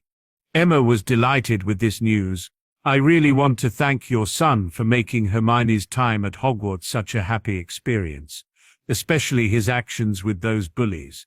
That had happened before at her primary school, and it was left to Dan and I to go down there after the event. Ma'am, I feel it is I who must thank your daughter. I watched my son grow up in a world that was not his own, and worried over how Harry would adapt to Hogwarts. He has led a very lonely childhood, throwing himself into his studies to compensate for the lack of close friends. Harry and your daughter met on the Express and were like two kindred spirits. They have been inseparable since. I have had the pleasure of taking lunch in their company. In my humble opinion, they bring out the best in each other. Hearing this had Emma beaming, but Dan had his practical hat on. This was a goblin-sent opportunity to get some answers. Barchoke, I hope you don't mind me asking, but some of the things in Hermione's letters are confusing to us. The Crowd-Potter dual identity is hard enough to understand, never mind the goblin-wizard issue, but we don't know where to start with the whole Hogwarts champion thing. I find it hard to believe the school lets a first-year walk around with a sword, though I will be eternally grateful that they do. Barchoke offered tea, saying this could take some time. He was slowly becoming aware this couple would now play a part in Harry's life. With Harry and their daughter being practically joined at the hip, there simply was no other alternative. He told them the entire tale in chronological order, starting with a Dark Lord hearing a prophecy before trying to kill a baby. No matter how many times he told the story of Harry's relatives not wanting the boy, he was never able to fully hide his anger at the deed. The goblin was delighted to see that anger shared by these loving parents. He rounded the story off with a blow-by-blow account of the troll incident, including who had released the creature into the castle and why. The Grangers had heard most of the details from Hermione. It was just hearing how it all fitted together that knocked them back a bit. Dan was the first to recover, and showed he really understood the problem. "Can I assume you know why this guy won't stay dead?" "Yes. Sorry, but the method he used must remain a secret for now. You have my word, though, that we are doing everything in our power to ensure this creature will soon stay permanently dead." This talk of death sent a shiver down Emma, so she pressed ahead with what she wanted to ask from the minute she'd stepped into Barchoke's office. "Please don't think me forward. You've actually met Hermione while we've only read about Harry. Do you have a picture we could see?" Asking any proud parent to see a picture of their child will always get a yes. Barchoke moved behind his desk and removed a framed picture from a concealed drawer. This was taken the morning he left for Hogwarts. Emma was presented with Harry in his Mr. Darcy guise, and an "oh my" escaped her lips before she had time to engage her brain. Emma had no difficulty in thinking of Harry and Hermione as kindred spirits. Barchoke's description of his son having no close friends and throwing himself into his studies was scarily familiar to both Grangers. Hermione had supplied some of the details of her journey to Scotland. With what she'd heard here today, Emma could now fill in the blanks. Two lonely children reaching out to each other as they shared a compartment for hours, arriving at Hogwarts as each other's first friend. Hermione had said she didn't know what made her ask Harry if he wanted to share that compartment. One glance at the picture was enough for her mother to know the answer. Her little girl was smitten. She passed the picture over to her husband. "Your son is a very handsome young man. I mean wizard. Oh, goblin. I'm sorry, perhaps you can see why this is so confusing for us." Barchoke actually laughed. "Ma'am, I was happy with handsome." Hermione mentioned getting out of school for a day to accompany Harry on some family event. She said we needed to sign a permission form. Opening up a folder, Barchoke handed the correct form to Emma. Dan, though, had caught a glimpse of a lot more paperwork with their name on it. "Can I ask what else you have in that folder?" Barchoke handed the entire folder to Dan before beginning to explain exactly why he needed that folder. "My son has many people who seem determined to play a part in his life. Your daughter has already suffered because of this, and I can only sincerely apologize. Can I assume that is why Hermione was given this bracelet? She's been raving about, we thought Harry was getting her a kitten for her birthday, not both." "I'll be honest with you, Barchoke, while I really like the protection angle, the father in me isn't sure how to handle my 12-year-old daughter receiving jewelry. Even she classed as ridiculously expensive, especially from a young lad we've never met." The Kneazle kitten was indeed earmarked as Hermione's present, but seeing his best friend attacked affected Harry deeply. He wanted her protected, and knew we possessed the means to do so. Dan and Emma both expressed their agreement and gratitude at that, while Barchoke explained the ridiculously expensive part. "There is a phenomenon that we goblins neither understand nor can control, why wizards and even muggles will pay ludicrous amounts to own something no one else has. Take a piece of canvas, slap some paint on it, and you may end up with a nice picture. Depending who slapped that paint on, the picture might be worth hundreds, thousands, or millions. Our goldsmiths have a reputation for being the very best at what they do. Since we rarely allow our jewelry to pass out of goblin hands, the wizards will pay ludicrous amounts for it. I think I see what you are saying. Something is only worth whatever value people are prepared to pay for it." "Exactly, Emma. James and Lily Potter set up a trust fund for their son attending Hogwarts. Buying that bracelet as a goblin barely put a dent in that fund. There wouldn't have been enough gold in that trust vault for a wizard to buy the same item." It was a confused Dan who asked what seemed a glaringly obvious question. "With such a lucrative market, why is there not more jewelry being sold?" "That would never work, due to the way we goblins are possessive about the items we make. Special permission from the director is needed before an item can pass to someone who is not a goblin. That signed permission is contained in the folder in front of you. This permission comes with some pretty restrictive conditions. The worst one being, should the person gifted the item ever decide to sell it, the giver is duty-bound to repurchase the item, almost certainly at the far higher prices those outside Gringotts would pay. Since the giver must have these funds available before permission is granted, it is perhaps understandable that this is a very rare occurrence. Dan thought he'd picked up on an inconsistency. I thought you said Harry wouldn't be able to afford that bracelet at wizard prices? He was answered by a smiling Barchoke. I said his trust fund didn't hold enough. That is a mere drop in the ocean of the Potter wealth. Oh dear, I hope all this talk of money doesn't make what we wanted to ask seem mercenary now. Hermione wrote that Harry didn't celebrate Christmas. We wanted to invite him to spend Christmas with us this year. Emma was fretting until she saw the wide grin now being displayed by the goblin. I'm sure Harry would love to spend the time with Hermione, and it fits perfectly with what I was moving on to next. One of the things I would like to see accomplished this Halloween is the warding of your home. That's what most of the parchment in that folder is concerned with. As you know, your daughter currently wears a bracelet that offers her some protection against attack. These wards will perform the same function for your house and its occupants. This had both Grangers more than a little concerned. Dan was first to voice his, "Do you really think that is necessary? Are we really in danger? No one ever thinks their home will be robbed, flooded, or engulfed by flames. That doesn't mean a homeowner shouldn't take sensible precautions to prevent all of these from happening. That is all we are doing here, and you inviting Harry for Christmas allows the Potter account to pay for it. We're more than willing to pay any financial cost involved in protecting our home," the goblin politely interrupted. "Sorry, Dan, for you as a non-magical to be able to afford this warding scheme, you would probably need to sell your house. By inviting Harry to stay, we can now ward your home as a goblin dwelling, drastically cutting the cost and circumventing any ministerial interference in the process. James and Lily Potter gave their lives to protect their son. They would gladly spend a bit of gold to ensure his continued safety, and that of his best friend's family." Emma had noticed something and couldn't help but raise the matter. "You seem to switch Harry from goblin to wizard as the situation suits, rather like having dual nationality. My son had mentioned that Hermione was very smart. It's now easy to see where that comes from. We hope Harry can benefit from this dual nationality at least until he turns 17. Then he must choose. The magical community are desperate for Harry to choose them. For the boy who lived to do otherwise would be unthinkable. We intend to exploit this desperation to see some wrongs righted." Barchoke knew he had reached a crossroads. This was where he must decide just how much to tell these people. Desperate people can sometimes do foolish things to get what they want.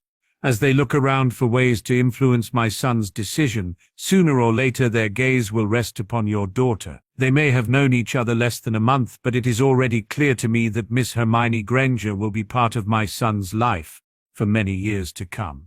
Having met your daughter, I can't tell you how delighted I am by that. I am assuming you will have gathered somewhat the same information from her letters home." Emma was enthusiastically adding her agreement. "We had to read her first letter home several times. The handwriting was the same, but the letter appeared to have been written by a different girl. I've never known her to be so happy. It's Harry this and Harry that. She does mention other friends, Padma and Neville. I had the pleasure of lunching with all of them. The four are becoming close friends. The witches at Hogwarts have already recognized how close Harry and Hermione are, hence the bullying of your daughter. The pure bloods are bound to have picked up on this already, this being the reason I want your home protected." The Grangers' blank looks led to them learning about blood status from a goblin. "So Hermione was attacked because they thought my daughter wasn't good enough for your son." Dan was understandably enraged at that. Barchoke did his best to pacify the father's justifiable ire. "Not by either my son or I, of that I can assure you. Hermione is the same blood status as Harry's mother, and those very same pure bloods class goblins as beasts. Useful beasts to be sure, but nevertheless, still mere creatures. You will find no support for this blood purity nonsense inside Gringotts. I find it a little convenient that none of this was mentioned before we signed Hermione up for Hogwarts." This comment from Dan drew an answering wry smile from Barchoke. though on a goblin it could be mistaken for a grimace. The last person I heard express sentiments like those was Lily Evans, just after she had become engaged to James Potter. I think the phrase being bandied about at the time was that Lily was nothing more than an uppity mudblood trying to better herself. It saddens me to think of how much was sacrificed yet so little actually changed. We intend to use the ministry's desperation to implement some changes. Another reason I want you and your daughter protected. He tried to pass on the gravity of the situation to the parents. Please don't mention any of this to Hermione in your letters. You will see her and Harry on Halloween, where a fuller explanation can be given to both. Harry will shortly begin using the press in an attempt to achieve our aims. Since your daughter never leaves his side, this will probably drag her into the spotlight too. The wards we wish to erect will ban entry to all wizards and witches except those specifically allowed. At the moment, that would be Hermione, Harry and Cursebreaker Weasley. Anyone else attempting unauthorized entry will be rebuffed, and set of alarms that will see us rushing to your aid. The last thing Barchoke wanted to do here was scare these people, and this was a lot for a pair of muggles to absorb in one morning. We don't need a decision on this today, and I must emphasize this is purely a precautionary measure. Wards and such are common practice around magical buildings. Gringotts is positively bristling with them. I don't expect any attack on your home, but it would seem sensible to take some precautions. We goblins spend our lives protecting precious items, but nothing is more precious to us than our children. Both Grangers shared a moment of thought before Dan answered. I really don't see how we can refuse such a generous offer and can't wait to see the kids at Halloween. We knew it was going to be difficult being separated from Hermione, but had sorely underestimated just how much we would miss her. Only her letters, practically glowing with happiness, convinced us we have made the right decision. Emma agreed with every word her husband had just said, although she had a few questions of her own that she wanted answered. You said you think that our children would be part of each other's lives for years to come. Since they will be spending the next 7 years together at Hogwarts, I think this view is perfectly understandable. I would like to know what happens when Harry turns 17.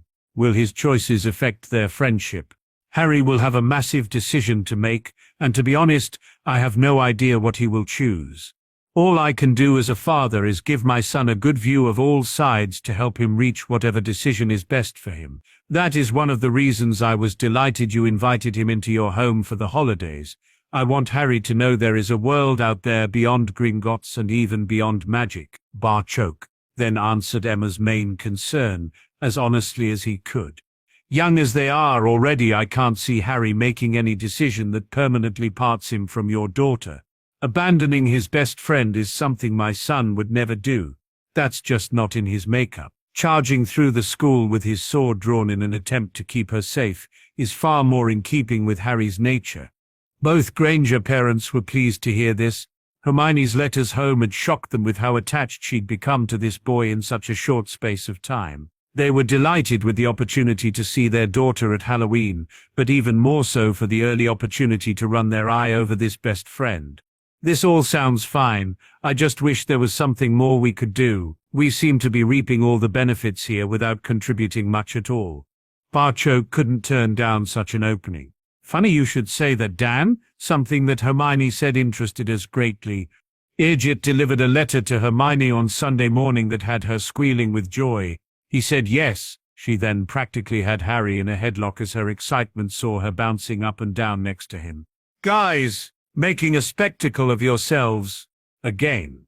Oh, Padma, he said yes. This is wonderful. We got that bit, Hermione.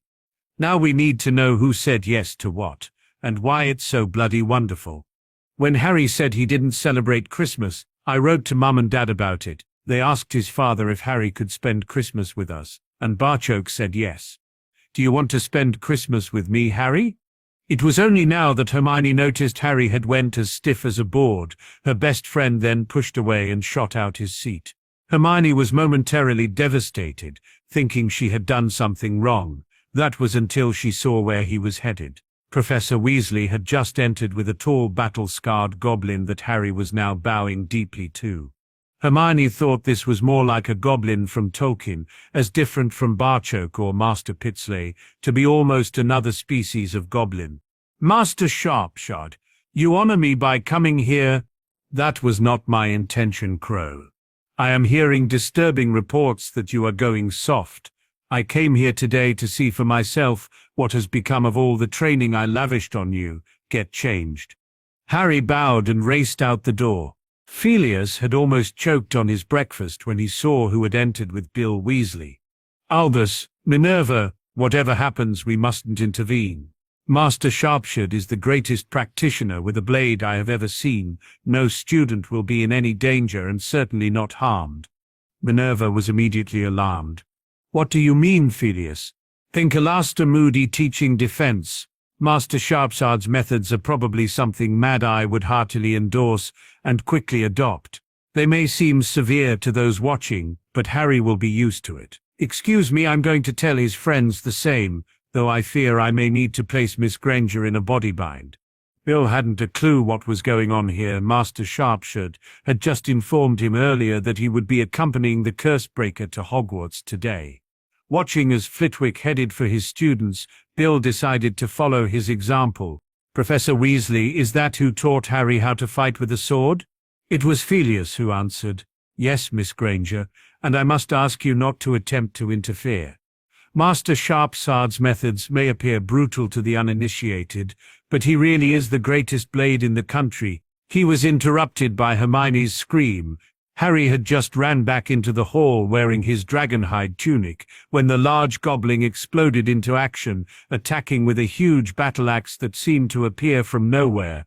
Harry was a blur as he dodged blow after blow, being backed into the entrance hall. That Master Sharpshot was shouting at him in English gave Harry a fair idea just what was happening here. "You had a Death Eater under your blade, and let him go free, then faced 9 enemies, and not only did you not kill any of them, you left them able to attack again. Have I been wasting my time teaching you, Crow?" Harry now had his shield on his arm and used it to deflect the attacking axe. He dodged inside to get into knife range, only to be kicked in the chest and sent flying through the doors. He landed in the entrance hall and rolled, knowing the master would be coming after him. While rolling, he abandoned his shield and sheathed his knife. He sprang to his feet with Hermione's screams ringing in his ears, but Gryffindor's sword in his hands. Loud clangs reverberated around the entrance hall as Gryffindor's sword skillfully deflected the repeated attacks from the battle-axe away from Harry. Hermione was trembling, screaming and shouting at the same time, and only Professor Weasley holding her arms stopped the young witch foolishly rushing in regardless. Seeing Harry apparently now holding his own settled Hermione somewhat, though those around watched this deadly battle in awe. Phileas had given up the blade for a wand, but could honestly admit to himself Harry had more raw talent than he had ever possessed. Harry's dragonskin tunic allowed everyone to see his fluid body movements as he wielded Gryffindor's sword like a seamless extension of his body. The lad's developed physique was now easily explained. Swinging a blade hour after hour would certainly account for it. Harry was now engrossed in the fight, the clash of his blade deflecting the axe familiar to him from years of training. He'd never wielded a blade quite like this one, though, which gave Harry an idea. It was a risk that could cost him dear. Then again, it wasn't like he'd ever won a match against the master before.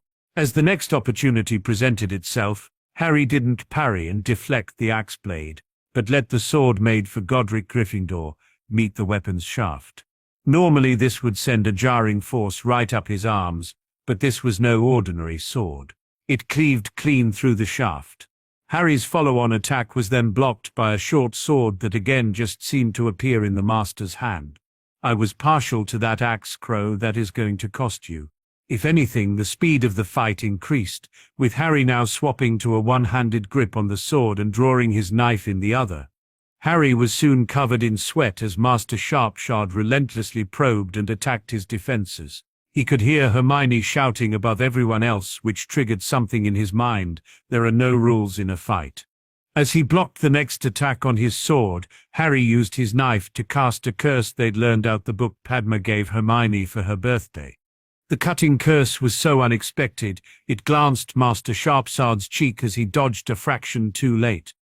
First blood was normally the end of the duel, but with Master Sharpsword you just didn't know what he would do next. The large goblin actually stopped attacking. "You cut me with a spell, Crow." Harry was panting for breath, but still kept his guard up. "You taught me to use whatever was available in a fight. That's what I had." The loud roar of laughter was completely unexpected. The short sword disappeared as quickly as it came while the now jovial goblin punched Harry's shoulder in a very rare show of affection. "It would seem I have taught you well, though I will still be charging your father for my axe you destroyed. Phileas, good to see you again. Can I impose on you to cross swords with Crow occasionally? I would hate to see all that skill become rusty from lack of use." This change from rabid attacker to jovial loser threw everyone. Padma, though, had something to say. Or should that be scream? "Yeah, Harry, you did it." Everyone in the hall had spilled out to watch this fight. One of their own unbelievably winning resulted in loud cheering and Hermione escaping from Bill's grasp. She hit Harry almost as hard as Sharpsword had earlier, though both her arms were wrapped tightly around him. Harry was holding her while whispering in her ear. "Cultural differences, Hermione. I was in danger of getting my ass kicked, nothing else." The large goblin, of course, noticed the young witch. "Can I assume you are Crow's friend?" Harry gave Hermione a reassuring squeeze as she turned to face one of his most important tutors. He was delighted to see her bow. "Well met, Master Sharpsword. I am Hermione Granger, Harry's best friend." She then held out her hand for the goblin to shake, her bracelet shining on her wrist. The large goblin bowed back before accepting her offered hand. "Well met, Miss Granger." His deep laugh once more rolled around the entrance hall. "Barchoke told me you were quite the one.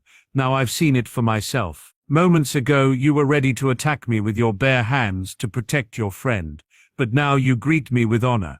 Wear that bracelet with pride, Miss Granger. You have the heart of a goblin." Hermione was left wondering about that last comment as the headmaster chose this moment to make his presence known. "I really don't appreciate my school being disrupted by these shenanigans. And I don't appreciate my star student being attacked by trolls and pureblood bigots in your school. His father has a standing arrangement that this time is scheduled for extra defense lessons. You just got to witness a variation on that theme. Hogwarts students weren't used to seeing the great Albus Dumbledore spoken to like this. The scary goblin, though, wasn't finished yet. Defense should always be varied. You never know where or when the next attack will come from. Surely this is something you teach your students, or do you assume this variety will come from the myriad of people you seem to go through teaching the subject? The sarcasm in Sharpsword's last remark really drove a battering ram into what passed for defense tuition in Hogwarts. Then Hermione battered down what was left of the shoddy doors. "That's exactly what Professor Weasley has been teaching us in our extra defense lessons, to be alert for the unexpected." Sharpsword's voice boomed around the entrance hall. "Good, then I will leave you in Cursebreaker Weasley's capable hands. Crow, you know the director is going to be insufferable now your fancy blade he had commissioned drew my blood. Until next time, student." Harry bowed deeply. "Until next time, Master Sharpsword." As the goblin left, Neville approached with Harry's shield. "You actually beat him, Harry." He took the shield and reduced its size, clipping the disc onto his sword scabbard. "I didn't beat him, Neville. No one beats Master Sharpsword. I got lucky and surprised him. He could have taken me at least a dozen times before then. It's called training for a reason. I wouldn't learn anything if he continually beat me in under a minute." It looked brutal. "Harry, I was terrified for you." Harry could still see the fear in Hermione's eyes. "The first few times we fought, I was terrified too, Hermione. Now it's just like our defense lessons. Cursebreaker Weasley attacks us so we can practice our dodging and shields." Padma was half carrying, half dragging the battle-axe by its drastically shortened shaft over to the group. "If Professor Weasley ever attacks us with something like this, I'm quitting, guys." "Thanks, Padma. I'll be hanging that on my wall." "Thanks also for that book you gave Hermione. It was really helpful." Padma was tempted to tease which of the books he was talking about, but Hermione already had a tough morning, and that was her not noticing the number of witches who were eyeing up Harry. That she was still shaking inside just confirmed to Hermione.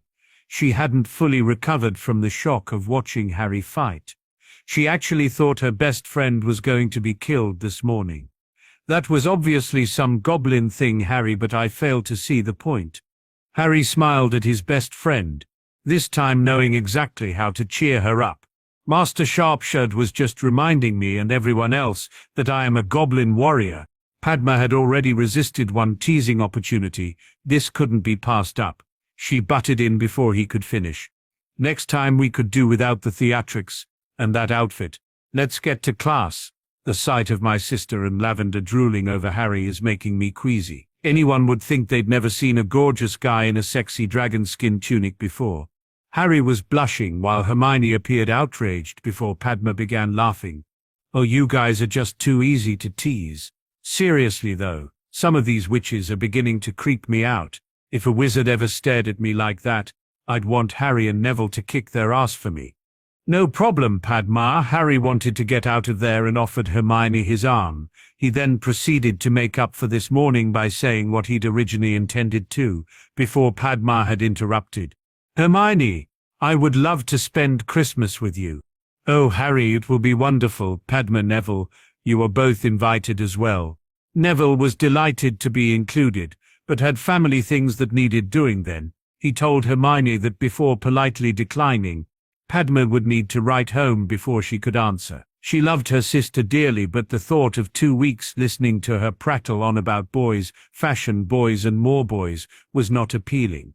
That Harry was going to be one of the boys repeatedly mentioned was a certainty. She knew what the agenda was for most pure-blood witches who attended Hogwarts. Meet their future husband, be at least engaged by the time they left school with marriage and their first child born, preferably before turning 20. To wait any longer ran the risk of your family arranging a husband for you.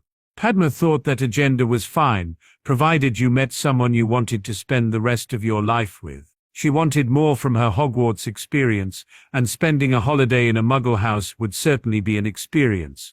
She would need to have a girls' talk with Hermione, and explain why all the jealous looks were being focused in her direction. She may be Muggle-born, but Hermione was already in a position most of the pure-blood witches would sell their soul for. Having gotten to know Harry, Padma already knew he would be considered a prize for any young witch. Add in all the other stuff, and then pile his wealth on top. Well, she didn't think the other witches were going to be discouraged for long. She suspected their methods would be different though, unless they were really stupid. Bill watched his students heading off to class, but wanted a quick word with his youngest brother first. Well, Ronnie, still think he's nothing special. Ron had his eyes well and truly opened. They had almost popped out watching that fight. The Patil girl could hardly lift that axe. It would have cut him in half if it had connected. That goblin wasn't holding anything back either. That's right, Ronnie. Yet he beat the goblin warrior that attacked him. What chance do you think you would have had in a fight like that? Perhaps now you'll stop being such a little prick and leave well enough alone. At that, Percy appeared at his elbow. I've got this time set aside for Ron to do his homework. I'll take it from here, Bill. The curse breaker left Percy in charge while he went to deal with his own students. Like everyone else, he'd been impressed with the fight. His brother Charlie had the quickest reflexes of anyone Bill had ever seen. Until today. The look of concentration on the lad's face as he fought was also something to behold. Anyone letting Harry close enough to use a blade was going to lose, even Voldemort. Dumbledore was also astonished at Harry's reactions and speed of thought. Likewise, he thought Felius was strikingly accurate in equating the goblin fencing tutor to his old friend Alastor. Their teaching methods were remarkably similar. Like the rest of Hogwarts, he also didn't miss the going soft reference. After that display, Harry's enemies would not be meeting him head-on for the foreseeable future. Albus expected a few months of quiet now while the plotters evaluated the situation before making their next move. This situation presented Albus with something of a dilemma. He wanted to wrestle control of the boy away from the goblins, but he also knew Voldemort had to be defeated. He needed a way to accomplish his first aim without in any way endangering Harry's chances of successfully completing the second. He was tempted to leave things as they were, but knew he couldn't. Master Sharpshard had berated his student for showing a modicum of forgiveness, and there lay Albus's problem. A victorious Harry would have the wizarding community worshipping at his feet and rushing to fulfill his every wish. Without forgiveness in the boy's heart, their society could be changed beyond all recognition. He needed information on exactly what the goblins were up to, and had just watched his unknowing source walk away to teach young Harry and his three friends. William Weasley would need to understand the harm that could be done here, and pressured into recognizing where his loyalties really lay. With a delicate situation like this, it was all about using the right lever, and there was no bigger lever to use against someone than his or her own family. He was sure it wouldn't take long for a conversation with William's mother to gravitate to Molly telling Albus how pleased she was to have her eldest son back home. That would be his opening to express his regret that William refused to cooperate with him, and that how his time working for the Goblins had really changed the former Hogwarts headboy. Molly hated the very thought of any of her children changing, especially if that influence of change wasn't exactly human. She would be on her son's case the entire time he was at the Burrow, and Albus would intensify his efforts while William's duties brought him to Hogwarts. This twin attack should soon expose a crack in his armor. That was all Albus needed to exploit the situation. One bit of information would soon lead to another, and then he would have the young man. He would become his spy inside Gringotts, providing information that would help Albus plot the course of magical Britain's future, for the greater good, of course. Lucius was trying to plot his future and having very limited success. He was not looking forward to his master's eventual return. The head of the Malfoy family understood that his usefulness as a Death Eater lay in his fortune and influence. With neither, he would be severely limited in how he could assist his master's plans. Lucius had witnessed firsthand what happened to Death Eaters in that position, and it was anything but pretty. Lucius was contemplating his next move as he sat staring at a little black diary, with the goblins blocking Narcissa from accessing the Lestrange or Black Vaults. This diary was the only card he had left to play. As with any Triumph card, it was all about how and when it was played. His craving for revenge on Crow was tempered by the fact that the Hogwarts champion would be helpless against this. Like a fine wine, Lucius's revenge just got better the longer he left it to age. If this was played right, it had the power to see Crow's dead body carried from Hogwarts, with Dumbledore sacked and Fudge forced out of office as the public demanded scapegoats. Lucius was a patient man, and his need for revenge now wouldn't settle for anything less than a triple takedown. He could afford to be patient. Patience was about all he could now afford, and it wasn't like he had anything else to do.